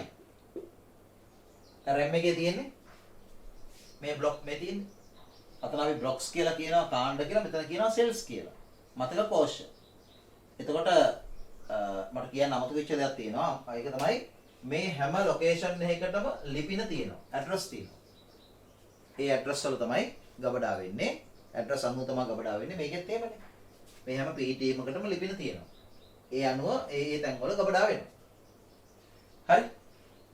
එතකොට අහඹු ලෙස ගබඩා කරන්න පුළුවන්. අහඹු ලෙස භාවිතයට ගන්න පුළුවන්. වෙනස තියෙන්නේ මේකයි මේකයි. මම කිව්වේ මේ දෙක සමානයි වගේ තියෙනවා කියලා. සමානතාවය තමයි මොකද්ද? දත්ත වෙනම ස්වාධීන ස්ථානවල ගබඩා වීම. මේකෙත් තියෙනවා මේකෙත් තියෙනවා. ඇයි මේක එකට අපි කියනවා blocks කියලා. මේවා අපි කතා කරනවා location cells කියලා. හරිද? හැබැයි වෙනසක් මේකේ මොනවා හරි දිනනවා නම් තියෙන්නේ මේ ඍජු ක්‍රමය කියලා කතා කරන ක්‍රමය තුල දත්ත ගබඩා කරන්න සහ ලියන්න හෙඩ් එකක් පාවිච්චි කරනවා. හරි read write හෙඩ් එකක් පාවිච්චි කරනවා. හැබැයි මේකෙදි පුතේ මේවැදී ඉලෙක්ට්‍රොනික සංඥා එන්නේ. මේකේ හෙඩ් එකක් නැහැ. මේවා තියෙන IC එතකොට විද්‍යුත් සංඥා විදියට එනවා ලියනවා. ඒ වගේම ගන්නවා. එතකොට මේක මොකද්ද RAM එක cache memory එක ඊගොට SSD එක ඒවා උදාහරණ විදියට ගත්ත හැකි අහඹු ප්‍රවේශ ක්‍රමය. ඔක තමයි මේ ටිකේ තත්ත්වය. තේරුණාද ඒක? කිය ප්‍රශ්නේ අහපෙක් කෙනාට තේරුණා? හරි? හරි. එතකොට කිය කො සර් හાર્ඩ් එකේ කොහොමද දැනගන්නේ තින් තැන හાર્ඩ් එක කියන්නේ රයිට් අපි එක තැනක මොකක් කරේ ෆයිල් එකක් මේ රයිට් කරනකොට ඔව් හાર્ඩ් එකේ කොහොමද දන්නේ ඒක එතන තියෙනවා කියලා? ඒක තමයි ඒක CPU එක දන්නවා. ඒක hard එක නෙමෙයි දන්නේ CPU එක. CPU එක තමයි පුතේ එතෙන්ට යොමු කරන්නේ. යොමු බස්සේ පාවිච්චි කරන එකට. හරි ඒකයි මම කිව්වේ CPU එක කියලා කියන්නේ පුතේ දැන් උදාහරණයක් ගන්නකො මෙහෙම අපි අපේ මොලේ ගන්නකො. නේ අපේ මොලේ ක්‍රියාකාරීත්වය කොහොමද කියලා හිතන්නකො. නේද? හා එතකොට අපේ මොලේ වගේම නොවුනට එවැනි ආකාරයෙන් නිර්මාණය කරපු chip එක ගන්න පුතේ CPU කියලා කියන්නේ. හරි. එතකොට CPU එක ඒ location සියල්ල හඳුන්වනවා. right? පැහැදිලිද මම කියන්නේ? එතකොට ඒ locations හඳුනනවා ඒ locations manage කරන්න පුළුවන් විදිහට hard disk එක පරිපථයක් සමග හදලා තියෙනවා. හැබැයි ඒ hard disk එක තනියම ක්‍රියා කරනවා නෙමෙයි CPU එකේ පාලනයෙන් යන තමයි hard disk එක ක්‍රියා කරන්නේ. ඒතර hard disk එකේ මොන location එකේද මේක තියෙන්නේ කියන එක CPU එක දන්නවා. හැබැයි ඒක දැන ගැනීම සම්බන්ධ ප්‍රශ්නයක්වත් නැහැ නේ පුතේ මොකද්ද? ඒ පුතේ hard disk එකේ තියෙන දේවල් manage කරන්නේ අපිනේ. දැන් hard disk එකේ මොන හරි දෙයක් තැම්පත් කරනවා නම් save කරනවා නම් save කරන්නේ අපිනේ. ඒතර අපි save කියන option එක තෝරගන්නකොටම hard disk එක CPU එක දන්නවනේ control unit එක දන්නවා දැන් කරන්න තියෙන්නේ මෙන්න මේ වැඩේ කියලා. ඒතර ඒවට අවශ්‍ය කරන පහසුකම් commands ඒ software තුල තියෙනවා. ඒවා තෝරගන්නකොට මෙයා දන්නවනේ පුතේ ඒක. ඒ දන්නවා කියලා කියන්නේ ඒ උපදේශ ටික ක්‍රියාත්මක වෙනවනේ. නේ? එතකොට hard disk එකේට ගියාම hard disk එකේ සුදුසු කලින් ගබඩා වෙලා නැති තැන් තෝරගෙන ඒක සේව් කරන ක්‍රම තියෙනවා. ඒවට පරිපත උපදේශ හදලා තියෙනවනේ. හරි. එතකොට පාලන ඒකකයේ විසින් තමයි මේ සියල්ල පාලනය කරන්නේ. හරි. දැන් මම කිව්වේ ඒකයි දැන් ඔයාලට දැන් අපේ මොලේ ක්‍රියාකාරීත්වය ගැන හිතුවම පුතේ හිතා ගන්නත් බැරි තරම් සංකීර්ණයි. හරි අපිට සාමාන්‍යයෙන් හොඳ ශරීර සෞඛ්‍යයකින් ඉන්න පුජ්‍යලයකට පුතේ නේ බොහෝ දේවල් සංවේදී වගේම බොහෝ සිතුවිලි හට ගන්නවානේ. පැහැදිලිද? රයිට් අපිට එක එක දේවල් හිතෙන්නේ නේ. එතකොට දැන් පුජ්‍යලයත් එක්ක කතා බහ කරනකොට පුජ්‍යලයක් දකින්නකොට නේ එයාගේ ගතිගුණ ගැන, එයාගේ ක්‍රියාකාරීත්වය ගැන, එයාගේ හැසිරීම ගැන අපිට බොහෝ දේ හිතෙන්නේ. පැහැදිලිද? ඒ කියන්නේ අපේ තියෙන මේ සංකීර්ණභාවයත් එක්කනේ. හරි તો CPU එකෙන් තමයි මේක පාලනය කරන්නේ. තවුත් තියනවද? සර් එහෙම ඇඩ්‍රසස් තියාගන්න වෙනම තැනක් තියෙනවද? තියෙනවා. දැන් සෙක්ටර්ස් වලට අදාළව ඈ? සෙක්ටර්ස් වලට අදාළව ඔව්. ඒ පුතේ මේකේ තියෙනවනේ. ඒක තමයි අපි OS පාඩමේ කතා කරනවා. මේ ඩිස්ක් එකක පුතේ මේ පිට හැදෙනවා ටේබල් එකක් FAT කියලා. File allocation table. File allocation table. ඒ කියන්නේ මේ ඩිස්ක් එක ඇතුලේ ගබඩා වෙලා තියෙන්නේ මොනවද කියන එක පිළිබඳ ඉන්ඩෙක්ස් එකක්. නැත්තම් ඒ විස්තරයක් මෙතන තියෙනවා. හරියට නිකන් උදාහරණයක් ගන්නකො මෙහෙම. අපි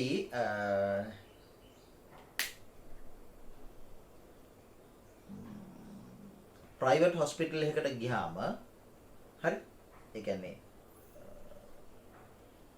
ප්‍රයිවට් හොස්පිටල් එකක් ගත්තාම අපි කියන්නේ ප්‍රධාන පෙළේ මේ හොස්පිටල් එකක් වෙන්න ඕනේ ඈ. හරි.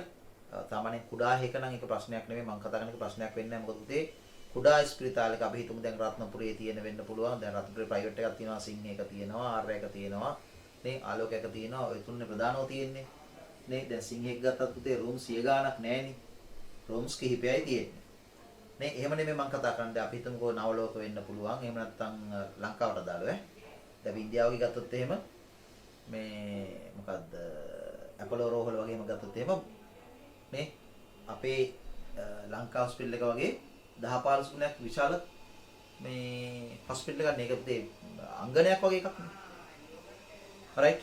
එතකොට දැන් අපි සිංගප්පූරේ ගත්තොත් එහෙම මවුන්ට් එලිසබෙත් වගේ එකක් ගත්තොත් එහෙම මුළු ලෝකේ පුරා කට්ටිය බෙහෙත් යන්න නැත්නම් ශල්‍ය කර්ම විද්‍යාව වලට එන රෝහලක්. ඒතකොට මේ වගේ රෝහලක් ගත්තාම මොකක් හරි එහෙම ප්‍රයිවට් හොස්පිටල් එකක් ගත්තාම ප්‍රධාන පෙළේ ඒකේ පුතේ රෝගියෙක් නේවාසිකව ප්‍රතිකාර ලබනවා නම් ඒ රෝගියාගේ විස්තරය පරිගණකගත කරලා තියෙන්නේ. අපි කියන්නේ කම්පියුටරයිස් කරලා තියෙන්නේ. හරි. එතකොට අපි හිතමු මේ රෝගියා ඒ රෝහලේ මේ ප්‍රතිකාර ලබනවා කියලා කාට හරි එයාගේ හිතවතෙකුට නෑදෑයෙකුට කවුරු හරි කෙනෙකුට ආරංචි වුණා කියලා හිතන්නකෝ. ඒතර එයා එනවා රෝගියා බලන්න. මම කියන්නේ මේ කෝල් දානේවා අනම්මනම් මුකුත් නැතුව මම මේ කතා කරන්නේ. එහෙම සම්බන්ධ වෙලා ඉන්නත් පුළුවන් නේ. එතකොට එයා ඇවිල්ලා රිසෙප්ෂන් එකෙන් නේ පිළිගැනීමේ කවුන්ටරෙන් අහනවා රෝගියා පිළිබඳ විස්තරය කියලා. එයා ඉන්නේ මොන රූම් එකේද? දැන් අපි අර ඔය කතා කරන්නේ වෝඩ් නේ, ස්පිරිතාල සාමාන්‍යනේ. මේ කතානේ රූම්. ප්‍රයිවට් එකේ පුතේ වෝඩ් නෙමෙයි රූම්ස් නේ තියෙන්නේ, වෙන වෙනම තියෙන්නේ. දැන් මොන රූම් එකේද? එතකොට එයාට විස්තරය ගහලා ටක් ගාලා කිව්වේ හැකි මේ රූම් එකේ කියලා. හරි. එතකොට ඒකින් අදහස් වෙන්නේ මොකද්ද? ඒ හොස්පිටල් එකේ නේවාසිකව ප්‍රතිකාර ලබා ගන්නා සියලු රෝගීන්ගේ විස්තර එක තැනක තියෙනවා. හරි. පැහැදිලි එක තැනක තියෙනවා. එතනින් මැනේජ් කරන්න පුළුවන්. අන්න ඒ වගේ පුතේ මේ ඩිස්ක් එක ඇතුලේ ගබඩා වෙලා තියෙන සියලු දේ පිළිබඳ විස්තරය වෙනම ලියා ගන්නවා. ඒතර ඒක කරන්නේත් මෙහෙම පද්ධතිය. හරි. හැබැයි ඒක ලියාගන්නේ ඩිස්ක් එකේම කොටසක. හරි. ඒක තමයි අපි කියන්නේ ෆයිල් ඇලොකේෂන් ටේබල් එක කියලා. හරි. ඕනනම් මට අමතර දෙයක් වුණාම මෙතනදී උගන්වන්න පුළුවන්. මෙන්න මෙහෙම. සමහර අය මේක දන්නව ඇති, සමහර අය නොදන්නව වෙන්න පුළුවන්. දැන් හાર્ඩ් ඩිස්ක් එකේ අපි පාටිෂන් එකක් ෆෝමැට් කරොත් මොකද වෙන්නේ? හાર્ඩ් ඩිස්ක් එකේ කිසියම් පාටිෂන් එකක් අපි ෆෝමැට් කරොත් මොකද වෙන්නේ? කතා කරන්න. ඒ පාටිෂන් එකකින් දත්ත මැකිලා යනවා කොම්. ඔව්. පාටිෂන් එකේ තියෙන දත්ත සියල්ල මැකිලා යනවා කියලා අපිට පෙන්නනවා. හැබැයි සැබෑ ලෙස පුතේ මැකෙන්නේ නැහැ. මැකෙන්නේ මොකද්ද? සැබෑ ලෙස දත්ත මැකෙන්නේ නැහැ. හැබැයි එහෙම කියලා ඇඩ්‍රස් එක. ඔව් මැකෙන්නේ පුතේ ෆැක්ට් එක. මැකෙන්නේ මෙන්න මේ ඇලොකේෂන් ටේබල් එක මේ වගුව. මේක මැකුණට පස්සේ ඇතුලේ තියෙන්නේ මොනවද කියන එක දන්නේ නැහැ. එතකොට අපි හાર્ඩ් ඩිස්ක් එකේ පාටිෂන් එක චෙක් කරාම අපිට පෙන්වන්නේ මොකද්ද? හිස් කියලා. ඇත්ත කතන්දරේ මොකද්ද? හිස් නැහැ. හරි. නැවත අපිට ඔරිජිනල් හරි ඊටාම දියුණු රිකවරි නැත්නම් අපි කියනවා ප්‍රතිස්ථාපන මෘදුකාංගයක් භාවිත කරලා මේ ඔක්කොම ටික අපව ගන්න පුළුවන්. රයිට්? පැහැදිලි 100%ක්ම ගන්න පුළුවන්. ඒවට ක්‍රම තියෙනවා. හරි. හැබැයි ඉතින් ඕගොල්ලෝගේ හાર્ඩ් ඩිස්ක් එකෙන් මකන්න එපා. මොකද හේතුව එහෙම ප්‍රතිස්ථාපන මෘදුකාංග පුතේ ගොඩක් මිලයි. ඒව ගන්න බෑනේ ඔයගලන්ට. නේ?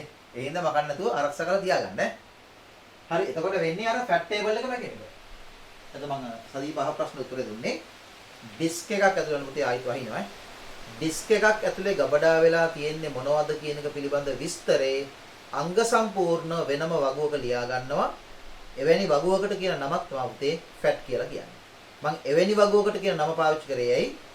විවිධ මෙහෙයුම් පද්ධති වල ඒ සඳහා භාවිත කරන නම එක හා සමාන නැති නිසා.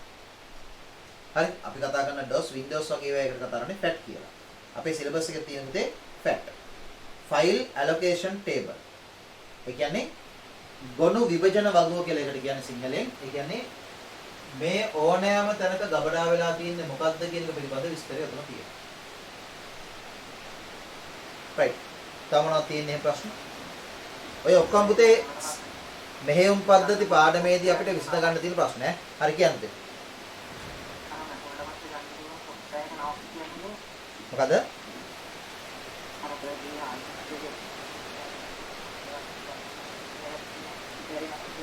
රිකවර්ද? රිකවර් softwareද? ඔව් ඒක පුතේ Google කරන්න. Google එකේ ගහලා බලපුවාම ඕන තරම් පෙන්නනවා. ඕනම බලලා කියන්න. data recover කියලාම software තියෙනවා. මේ තියෙන එකක් මම ළඟදී පාවිච්චි කරා මට නම මතක නැති තුන රිකුවා. RECUVA රිකවා කියන software එකක් තියෙනවා. recovery software එකක්. හරි ඔයාලට පුතේ Google කරන්න පුළුවන් Google එකේ ගහලා බලන්න data recovery software කියලා. එතකොට පෙන්නනවා. හැබැයි හැම software එකක පුතේ 100% වැඩ කරන්නේ නැහැ. සමහර ඒවා පුතේ install කරලා වැඩ කරපුවාම අපි අතින් මැකිච්ච ඔක්කොම ටික පෙන්නලා recover කරන්න ගියාම කියනවා සල්ලි දීලා ගන්න කියලා. එතකොට තමයි එපා වෙන්නේ. අයිය. නැවතේ disk එක examine කරනවානේ මුළු disk එකම පරීක්ෂා කරන්න යනවා සෑහෙන වෙලාවක්. recovery software එක install කරලා අපි disk එක check කරවන්න එපා. check කරන්න සෑහෙන වෙලාවක් යනවා. වෙලාවක් ගිහිල්ලා අපි recover කරන්න කිව්ව හැටි කියනවා payment කරලා ගන්න කියලා. එතකොට එපා වෙනවනේ. නේ මේ require කරන වැඩ කරනවා. ඒකේ free version එකක් තියෙනවා. check කරලා ගත්තා හැකියි. හරි. ඔව්. කොමන්ට් කරාට පස්සේ එතකොට ඇත්තටම ධාරිතාවය අඩු වෙන්නේ නැද්ද? මොකද? කොමන්ට් කරාට පස්සේ ධාරිතාවය ඇත්තටම අඩු වෙන්නේ නැද්ද? ඇයි ධාරිතාවය අඩු වෙනවද කියලා ඔයා අහන්නේ? ඉතින් දත්ත නැකලනවානේ. දත්ත මැකුණාට පස්සේ ධාරිතාවය අඩු වෙනවද කියලා අහන්නේ කිය තේරෙන්නේ? ස්පේස් එක කියනවා. ඔය ඒක ධාරිතාවය අඩු වෙනව නෙමෙයි ඒ කියන්නේ වැඩි ප්‍රමාණයක් පාවිච්චි කරන්න හම්බ වෙනවා. එහෙම නේද? ඈ? ඔව්. ඔව් නෑ පුතේ මෙහෙමයි. හරි ඒ කියන්නේ එතනදී අර ස්පිරිතාල උදාහරණය ගන්න බෑ. මෙතන මෙහෙමයි දැන් මේකේ අපි හිතමු පාටිෂන් එක තියෙනවා ගිගාබයිට් 100ක්. හරිද? මේ ගිගාබයිට් 100ෙන් දැන් ගිගාබයිට් 40ක් වැය වෙලා තියෙන්නේ ගබඩා කරන්න. මම පොඩි ප්‍රමාණයක් මේ ගත්තේ. ගිගාබයිට් 40ක් වැය වෙලා තියෙනවා. එතකොට පුතේ මේකේ තව අපිට ඉතුරු වෙලා තියෙනවනේ ගිගාබයිට් 60ක් පාවිච්චි කරන්න. හරි? එහෙම නේද? right. එතකොට පුතේ ෆෝමැට් කරපුවාම වෙන්නේ දැන් මෙහෙම හිතන්නකෝ. ගිගාබයිට් 100ක ධාරිතාවයක් තියෙන hard partition එක ගිගාබයිට් 40ක් ගොනු ගබඩා වීම සඳහා වැය වෙලා තියෙනවා. එතකොට තව 60ක් ඉතුරුයිනේ. එතකොට මෙන්න මේ 40 පිළිබඳ විස්තරය පුතේ මේ වගුවේ තියෙනවා. හරිද? ෆෝමැට් කරපුවාම මේ වගුව මකනවනේ. ඒ වගුව මැකුවා කියලා කියන්නේ ඇතුලේ තියෙන දත්ත මැකුණා කියන එක නෙවෙයි. හරි? රයිට්. එතකොට නැවත මේ පාර්ටිෂන් එකට ගිහිලා බලපුවාම ඒ වගුව නැහැ. වගුව නැහැ නෙමෙයි පුතේ වගුවේ අන්තර්ගතය මකනවා. වගුව තියෙනවා වගුව හිස්. වගුව හිස් විච්චාම අපිට පෙන්වන්නේ ගිගාබයිට් 100ම අපිට පාවිච්චි කරන්න පුළුවන් කියලා. ඇත්තටම ගිගාබයිට් 60යි පාවිච්චි කරන්න පුළුවන් මට්ටමේ තිබුණේ 40ක් ගොනු ගබඩා වීම සඳහා වැය වෙලා තිබුණා. දැන් මේක ෆෝමැට් කරපුවාම මේ 40ට අදාළ විස්තරේ මේ වගුවෙන් මකපු නිසා වගුව හිස් වුණා. එතකොට දැන් වගුව චෙක් කරපුවාම මුකුත් ඇතුලේ නැහැ කියන අදහස තමයි මෙහෙම පද්ධතිය ගන්නෙ. එතකොට 100ම පාවිච්චි කරන්න පුළුවන් කියලා අපිට කියනවා. හරි. නමුත් අර 40 ගබඩා වෙලා තියෙන්නේ. එතකොට රිකවර් software එකකින් කරන්න පුතේ ඩිස්ක් එක චෙක් කරලා අර ගබඩා වෙලා තියෙන 40 පරීක්ෂා කරලා බලලා ඒ 40 පදනම් කරගෙන නැවත මේ වගුව ගොඩ නගනවා. රිකවර් කරනවා කියන්නේ ඒකනේ. නැවත ගොඩ නැගුවාම පුතේ ඒ 40ම අපිට පාවිච්චි කරන්න පුළුවන්. 100%ක් රිකවර් වුණොත්. 90ක් රිකවර් වුණොත් යම් ප්‍රමාණයක් ලොස් වෙනවා. දැන් තේරෙනවද කියන එක? හරි. අපි රිකවර් කරන්නේ නැතුව ඩිස්ක් එක පාවිච්චි කරොත් අපිට ආපහු 100ම පාවිච්චි කරන්න පුළුවන්. එතකොට වෙන්නේ අර ගබඩා විච්ච ඒවා උඩින් ආපහු ගබඩා වෙනවා. එහෙම වුණාට පස්සේ පරණ එක ආපහු ගන්න බෑ. හරි. හරිද? මම හොස්පිටල් එකේ උදාහරණ එතෙන්ට ගන්න බෑ කිව්වේ ඇයි? දැන් හොස්පිටල් එකේ අපි හිතමුකෝ කම්පියුටර් සිස්ටම් එක අවුල් වුණා. නැත්නම් ඩේටාබේස් එක මැකුණා. හරි. එතකොට දැන් කවුරු හරි ඇවිල්ලා ඇහුවාම රූම් එකේ මේ මෙයා විස්තරය දීලා රූම් එක ගැන ඇහුවාම කියන්න විදියක් නැහැ හේතුව අරක මැකිලා. හරි. ඒකෙන් අදහස් වෙන්නේ නැහැ නේ පුතේ රූම් එකේ කට්ටිය නැහැ කියලා. රූම් එකේ කට්ටිය ඉන්නවා. හැබැයි රූම් එකේ කට්ටිය තාම ලෙඩ ඉන්නද්දි තව එක්කෙනෙක් එකට දාන්න බෑ. මෙතන පුළුවන්. මෙතන කිසියම් බ්ලොක් එකක දත්ත ගබඩා වෙලා තියෙද්දි තව දත්තයක් එතෙන්ට ගෙනල්ලා දාන්න පුළුවන්. දැම්මහම මොකද වෙන්නේ? පරණ එක මැකෙනවා. පැහැදිලි කියන්නේ? හරි. හැබැයි ඒක වෙන්නේ ෆෝමැට් කරලා හෝ නැත්නම් මකලා හෝ තිබුණොත් විතරයි ඈ. එහෙම නැත්නම් සාමාන්‍ය මට්ටමේ එක තියෙන එකක් උඩින් තව දෙයක් තැම්පත් වෙන්නේ නැහැ. හරි. ඒක මෙහෙම පද්ධතිය මැනේජ් කරනවා. තේරෙනවද කියපේ? සර් hard disk එක data රයිට් කරද්දී අර චුම්බක අංශු වලනේ අංශු වල දිශා වෙනස් කිරීමක් නේද වෙන්නේ? ඔය ඒ තාක්ෂණික පැත්තනේ පුතේ. ඒ මාධ්‍ය භාවිතා කරන තාක්ෂණයේ පැත්ත ධන ඍණ විදියට වෙනස් කරනවා. ඒ දිශා වෙනස් කිරීම මත බිඳුව එක තීරණය කරනවා. එතකොට ෆෝමැට් කරද්දී ආයෙම එකම දිශාවකට හැරෙනවනේ. ඈ? ෆෝමැට් කරද්දී ඒ හෙඩ්ස් ආයෙත් එකම දිශාවකට හැරෙනවනේ. කවුද එහෙම කියන්නේ? මන්නේ එකම දිශාවකට හැරෙනවා කියලා කවුද කියන්නේ? නෑ සමහර සාමාන්‍ය හිත ෆෝමැට් කරද්දී සාමාන්‍ය නෑ ආගන්න පුතේ ඒක මතු පිට ක්‍රියාවලියක්. මං කිව්වේ දැන් ෆෝමැට් කරා කියලා ඩිස්ක් එකේ අන්තර්ගතයට කිසිම දෙයක් වෙන්නේ නෑ. ඒක එහෙමම තමයි. ඔයා ඔය කියන වචන වලින් කියනවා නම් ඒ හැරවිච්ච ටික හැරවිච්ච විදිහටම තියෙනවා. හරි? හැරවිච්ච ටික හැරවිච්ච විදිහටම තියෙන අතරේ හරි ඒ හැරවිච්ච අය පිළිබඳ විස්තරයේ තියෙන වගුව තමයි පුතේ මකන්නේ. හරි නිකන් හිතන්නකෝ පන්තියේ රෙජිස්ටරයක් තියෙනවා ඉස්කෝලේ පන්තියේ. ඒ රෙජිස්ටරය තුල ඉන්නවනේ තියෙනවනේ පුතේ පන්තියේ ඉන්න ළමයින්ගේ විස්තරේ. හරි?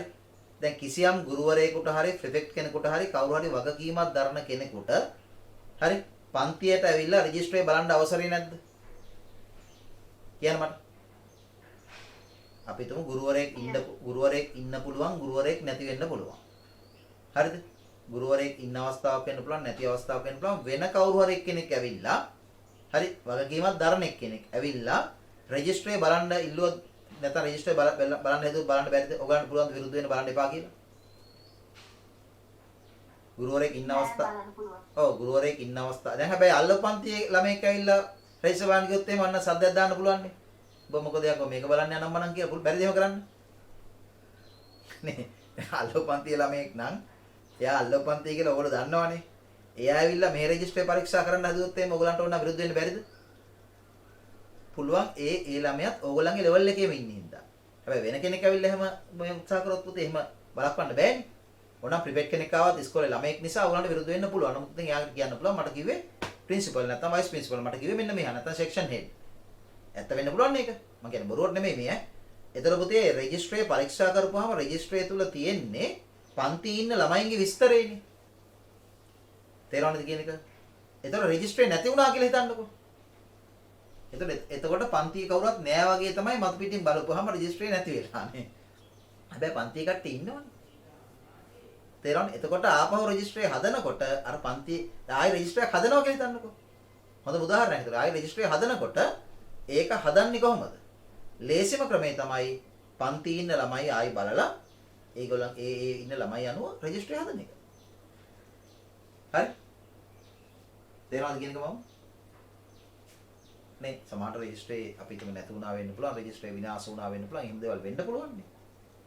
හරි? හදිස්සිය අපිටම දැන් රෙජිස්ටර්ස් තියලා තියෙන තැන මේ ගින්නක් හටගත්තා වෙලාවට ඒ කියන පන්තියේම රෙජිස්ටරේ විතරක් පිච්චුණා. දැන් පුතේ රෙජිස්ටරේ විස්තර ටික නෑ. ඒක ආපහු රෙජිස්ටරයක් හදන්න එපා. ඒක අනිවාර්යෙන් කලාප කාර්යාලය වලට දැනුම් දෙන්න ඕනේ. දැනුම් දීලා රෙජිස්ටරයක් හදනකොට හරි? එතකොට අර පන්තියේ ඉන්න ළමයි මූලික කරන් රෙජිස්ටරේ හදනවා. ඒ ළමයාගේ ඇඩ්මිෂන් නම්බර් එක හොයාගන්න පුළුවන්. පැහැදිලි කියන්නේ? හරි එතකොට පුතේ අර ඒ චුම්බකංශු ගැන හිතන්න එපා මේ වෙලාවේ. ඒවා ඒක තමයි අපි කියන්නේ ෆිසිකල් ලෙවල් එක. අපි මේ කතා කරන්න පුතේ ෆිසිකල් ලෙවල් එක නෙමෙයි ලොජිකල් ලෙවල් එක. තර්කානුකූල මතු පිට වෙන දේ තමයි අපි මේ කතා කරන්නේ. තර්කානුකූල මතු පිට වෙන දේ තමයි අපි මේ කතා කරන්නේ. ෆිසිකල් ලෙවල් එක කියලා කියන්නේ භෞතික මාධ්‍යයේ වෙන වෙනස්කම. හරි? එතන භෞතික මාධ්‍යයේ සිදුවෙන වෙනස්කම ඒ මාධ්‍ය මත රඳා පවතින්නේ. ඒකම තමයි මම කිව්වේ මේ මට්ටමේදී අපිට ඒවා කතා කරන්න බෑ. ඒවා පුළුවන් පර්යේෂණාගාර ඇතුලේ පර්යේෂණ කරලා ඒවා හරියට බලලා නියමාකාරයෙන්ම තේරුම් ගන්න ඒ මට්ටමට ආපුවා. මේක තමයි පුතේ උපාධි මට්ටම කියලා කියන්නේ. හරි ඒ නිසා ඒ චුම්බකාංශු දිශා මාරු කරන එක ඒක වැරදි නෑ වා කියන එක හරි. ඒක තමයි සාමාන්‍ය චුම්බක මාධ්‍යයක් ගබඩා කරනකොට පාවිච්චි කරන ටෙක්නික් එක. හරි ඒ අනුව තමයි දිශාව වෙනස් වීම අනුව තමයි එක බිඳු තේරුම් ගන්නෙ. ඒක මෙතනදී සලකන්න යන්න එපා. ඒක ෆිසිකල් ලෙවල් එකයි භෞතික මට්ටම. අපි මේ කතාවේ ලොජිකල් ලෙවල්. ඒ කියන්නේ මතු පිටින් ගොඩනගන දේ තමයි මෙහෙම පද්ධතිය හරහා මතු පිටින් ගොඩනගන දේ තමයි මේක. right. අපිට මේ සේව් වෙලා තියෙන දත්ත කියන්නේ දැන් ඔගේ වෙන්නේ අර වගුව අයින් වෙන එක විතරනේ ඉන්නේ. ඔව්. අපිට ඩේටා ටික අයින් කරන්න විදියක් නැද්ද? අයින් කරන්න ඕනේ නැහැ පුතේ. ඒක අපි ප්‍රශ්නයක්. නැග අපි කාට ෆෝමට් කරලා කාට පුළුවන්. හાર્ඩ් එක දෙනකොට එහෙම. ඔව්. ආයි කියන්නේ කාටවත් රීකවර් කරන්න බැරි වෙන්න. ඔව්. ඔව්. ඒකට තියෙනවා පුතේ ෆෝමැට් එකක් low level format කියලා. low level format එකක් තියෙනවා. හැබැයි low level format කියලා කියන්නේ නිතර කරන්න. දැන් ඒතකොට ඒක කියන්නේ පුතේ format එකේ ආකාර දෙකක් තියෙනවා high level format සහ low level format.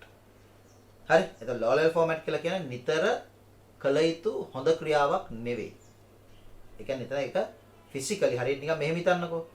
දැන් කෙනෙක්ගේ ශරීර අභ්‍යන්තරයේ ඉන්ද්‍රියක ප්‍රශ්නයක් තියෙනවා නම් ඒක මතු පිටින් හඳුන ගන්න අමාරු නම් MRI ස්කෑන් එකක් කරනවනේ පුතේ. නැත්තම් පිළිකා වගේ නම් PET ස්කෑන් එකක් කරනවා. එහෙම නැත්නම් වෙනත් එවැනි ස්කෑන් වර්ග තියෙනවා. නමුත් MRI ස්කෑන් වගේ දේවල් නිතර කරන්න හොඳ නැහැ කියලා ඔයගොල්ලෝ අහලා තියෙනවද? ඒ නිසා වෛද්‍යවරයෙක් පුතේ MRI ස්කෑන් එකක් කරන්න නිර්දේශ කරන්නේ අවසාන මොහොතේ. ඒ අවසාන මොහොත කියන එක දෙපැත්තකට පැහැදිලි කරන්න බෑ. එක්ක ලෙඩාගේ අවසාන මොහොත. එහෙම නැත්තම් මේ එයා පරීක්ෂා කරලා බලලා හරියටම නිගමනයට එන්න බැරි තරම් තත්ත්වයක් උදා වෙලා තියෙනවා නම් අන්න එතකොට එයාට ඒ තියෙන ප්‍රශ්න निराකරණය කරගන්න MRI එකකට හෝ එවැනි ස්කෑන් එකකට යනවා. සමහර වෛද්‍යවරු නම් කෙලින්ම MRI ලියන්න පුළුවන්. හරි. ඒක ඒ අර මුදල් ලිපේ මෙතන එහෙමයි කතා කරන්නේ. මම කියන්නේ නිශ්චිතව යනකොට එහෙමයි.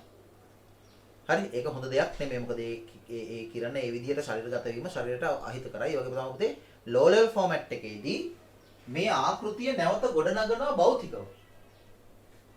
හරි. හෙඩ් එකකින්. එතකොට ඒක ප්ලේට් එකට නිතර කරොත් එහෙම ඩැමේජ් වෙන්න පුළුවන්. ඒක මුළු hard disk එකම loss.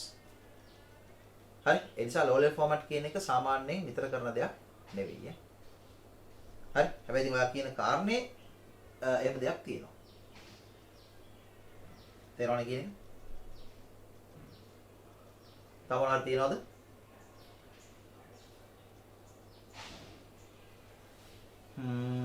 ප්‍රශ්න නැද්ද? right. අපිට වගේ මේ ෆෝමැට් කරන්න පුළුවන්. low level format option එකක් තියෙනවා පුතේ CMOS setup එකේ. CMOS එකේ තියෙනවා නැත්නම් low level format මේ software හොයාගන්න පුළුවන්. හරි. හැබැයි ඒක කරන්න එපා. ඒක කරන එක එච්චරම හිත කරන්නේ නැහැ. ගොඩක් වෙලාවට low level format කියන එක ගොඩක් අය පාවිච්චි කරන්නේ hard disk එකක් ගැටලුකාරී තත්යකටපත් වුනහම ගොඩ ගන්න. හොඳ ප්‍රകൃති මට්ටමේ තියෙන hard disk එකක් low level format එකට ලක් කරනවා අඩුයි. ඒ නිසා තමයි ඔයගලන්ට ඕන හොඳම උදාහරණ මම මේ කියනවා බලන්න පුතේ. දැන් අපි Google data center වගේ තැනක් Google සමාගමේ data center වගේ තැනක් ගත්තාම හරි ඒගොල්ලෝ පැහැදිලිද ඒගොල්ලෝ පුතේ මොනවා හරි fault එකක් hard disk එකේ එනවා කියලා අඳුර ගන්න පුළුවන් ක්‍රම තියෙනවා ඒගොල්ලන්ගේ. හරි. ඒ ක්‍රමෙන් hard disk එකක් ගැටලුකාරී තත්යකටපත් වෙමින් එනවා කියලා හඳුනගත්ත හැටි මොකද කරන්නේ? ඒකේ duplicate copy එකක් වෙනම hard එකකට දාලා කොහොමත් ඒවයි duplicate copies යනවා. ඒ hard disk එක පුතේ අරගෙන භෞතිකව ඒගොල්ලෝ එක විනාශ කරනවා. වීඩියෝ තියෙනවා පුතේ YouTube එකේ ඕන තරම් බලන්නකෝ. ඒගොල්ලෝ වෙනම machine එකකට දාලා hard disk එකේ කැලි කැලි වලට කඩනවා. හරි ඒකට හේතුව තමයි මොකද්ද? අනිත් දේවල් ඔක්කොම දැන් low level format ගත්තත් පුතේ ඒකත් කරන්නේ software එකකින්නේ. තේරෙනවද? භෞතික මාධ්‍යයට වෙනස කරන්නේ software එකකින්. එතකොට ඒකටත් වඩා ප්‍රබල software එකක් කරහා අර hard disk එකක තියෙන දේක් නැවත ගන්න පුළුවන්. පැහැදිලි කියන එක. මේ ඔක්කොම software කියලා කියන්නේ මත පිට logically වෙන දෙයක් නේ. එහෙනම් පුතේ අර සදීප කිව්වා වගේ ප්‍රබල චුම්බකයක් වගේ දෙයක් භාවිතා කරලා අර චුම්බක අංශු සියල්ල විකෘති කරන්න ඕනේ. හරි. හැබැයි මේ විකෘති කරත් ප්‍රകൃති මට්ටමේ කිසියම් දෙයක් ඉතුරු වුණොත් මොකද වෙන්නේ? එතකොට මේ hard disk එක එහෙම රීඩ් කරන ක්‍රමයක් හදාගත්තට පස්සේ ඒක කියවන්න පුළුවන්. ඒ නිසා තමයි ඒගොල්ලෝ මොකක් කරන්නේ? හරියට නිකන් ඔය අර වංචා කරන මිනිස්සු ඒ කෝල් ගණන් අරම යකලා පුතේ SIM එක මොකක් කරන්නේ? කෑලි කෑලි වලට කඩන්නේ. හරි? එහෙම අවස්ථා තියෙනවා. ඒ ෆිල්ම්ස් වල එහෙම අපි ඕන තරම් දැකලා තියෙනවා. රයිට්? ඒ වගේ hard disk එක කෑලි කෑලි වලට කඩලා දානවා. ඒ කියන්නේ ඒගොල්ලෝ මැෂින් වලට දාලා නිකන් hard disk එක අර කඩදාසි ඉරලා දානවා වගේ කෑලි කෑලි වලට ඉරනවා. එතකොට පුතේ ඒක පාවිච්චි කරන්න බෑ. දැන් තේරෙනවද කියන්නේ? හරි එහෙම දේවල් කරන්නේ අර ෆිසිකලි එක ඩැමේජ් කළ යුතු නිසා. නැත්නම් ඒගොල්ලන්ගේ data පිට යනවා. නැත්නම් ඉතින් Google එකට පුළුවන් පුතේ පරණ hard disk විතර ඒවා විකුණන්න. හරි සමහරවිට එහෙම අර ඉදිරියේදී මෙහෙම ගැටලුවක් මතුවේයි කියලා හඳුන ගන්න hard disk සමහරවිට තව අවුරුදු 3-4ක් සාමාන්‍ය කම්පියුටර් එක පාවිච්චි කරන්න පුළුවන් වෙයි. හැබැයි ඉතින් ඒගොල්ලෝ එතනේලා බලනවට වඩා බලනවා මොකද්ද? අර කියන privacy එක. ඒ කියන්නේ පෞද්ගලිකත්වයේ දත්තවල තියෙන ආරක්ෂාව. හරි එහෙනම් SSD වල කතා නෑනේ. SSD වල ඔව්. ඔය ප්‍රශ්න නැහැ නේද? ඔය ප්‍රශ්න කියන්නේ? ඔය මේ දත්තේ වැකුවත් ඉතුරු වෙන ප්‍රශ්න. නෑ නේද? ඒ ගබඩා මාධ්‍යයත් ඉතින් ඒකත් හැන්ඩල් කරන ෆයිල් සිස්ටම් එකක් තියෙනවනේ. ඒකටත් මේ කියන වගු නිර්මාණය අරම මේ ඔක්කොම වෙනවා. එතකොට වෙනස් වෙලා තියෙන්නේ ඒකේ භෞතිකව පවතින විදිහ විතරනේ වෙනස් වෙන්නේ. ආපු ෆෝමැට් කරාම ඒ ඔක්කොම මැකිලානේ සාමාන්‍යයෙන්. ඈ ෆෝමැට් කරාම නෑ ෆෝමැට් එක කියලා කියන පුතේ මැකෙන්නේ මේක විතරයි. ෆෝමැට් කරපුවාම මැකෙන්නේ වගුව විතරයි. ඒක තමයි සාමාන්‍ය දේ. එතනින් එහා දෙයක් තියනවද කියන එක පොඩ්ඩක් හොයලා බලන්න ඕනි. මට ඒකට හරි උත්තරයක් දෙන්න බෑ. මට මතක විදියට සහ දන්න විදියට නම් මට මතක් වෙන කාරණා මත ගත්තොත් නම් ෆෝමැට් එකෙන් වෙන්නේ වගුව මැකෙන එක විතරයි. එතන ඒක මාධ්‍ය වෙනස් වීම මත වෙනස් වෙන්න විදියක් නැහැ. මාධ්‍ය මත ගබඩා වීම වෙනස් වෙනවා. ගබඩා වෙන ආකාරය. හරි එහෙනම් පුතේ අපි 46 වෙනි ප්‍රශ්නේ ඉඳලා 50 දක්වා ලබන සුමානේ කතා කරලා අවසන් කරමු. අපි ලබන සුමානේ 3 වෙනි පාඩමට යනවා. හරි. එතකොට ලබන සුමානේත් අපි බලමු පැය භාගයක් විනාඩි 45ක් වගේ මේ කතා කරපු කාරණා පදනම් කරන් පේපර් එක සාකච්ඡා කරලා එතෙන්ට යන්නේ. හරි එහෙනම් අපි මොකද මට තව පොඩි වෙලාවකින් පුතේ තව ක්ලාස් එකක් තියෙනවා. අදට අපි එහෙනම් නවත්තුමු. අද ගොඩාක් වැදගත් කාරණා ටිකක් කතා කරා බොහොම හොඳයි. හැබැයි හොඳයි කියන්න පුළුවන් කිහිප දෙනාටයි. මොකද ප්‍රශ්න කරන්නේ කිහිප දෙනයි. නමුත් ඒක එහෙම නොවි අනිත් අයත් ඒ මට්ටමට එන්න ඕනි. එහෙම වුණොත් පුතේ ඔයගලන්ට කිසිම ප්‍රශ්නයක් කියන වචනේ කෙසේ වෙතත් බොහෝ මේ තත්වයකින් ඒ අදාළ පාඩම් තේරුම් ගැනීමේ හැකියාව ගොඩනගෙනවා. හරි. එහෙනම් අපි අදට ක්ලාස් එක නවත්තමු.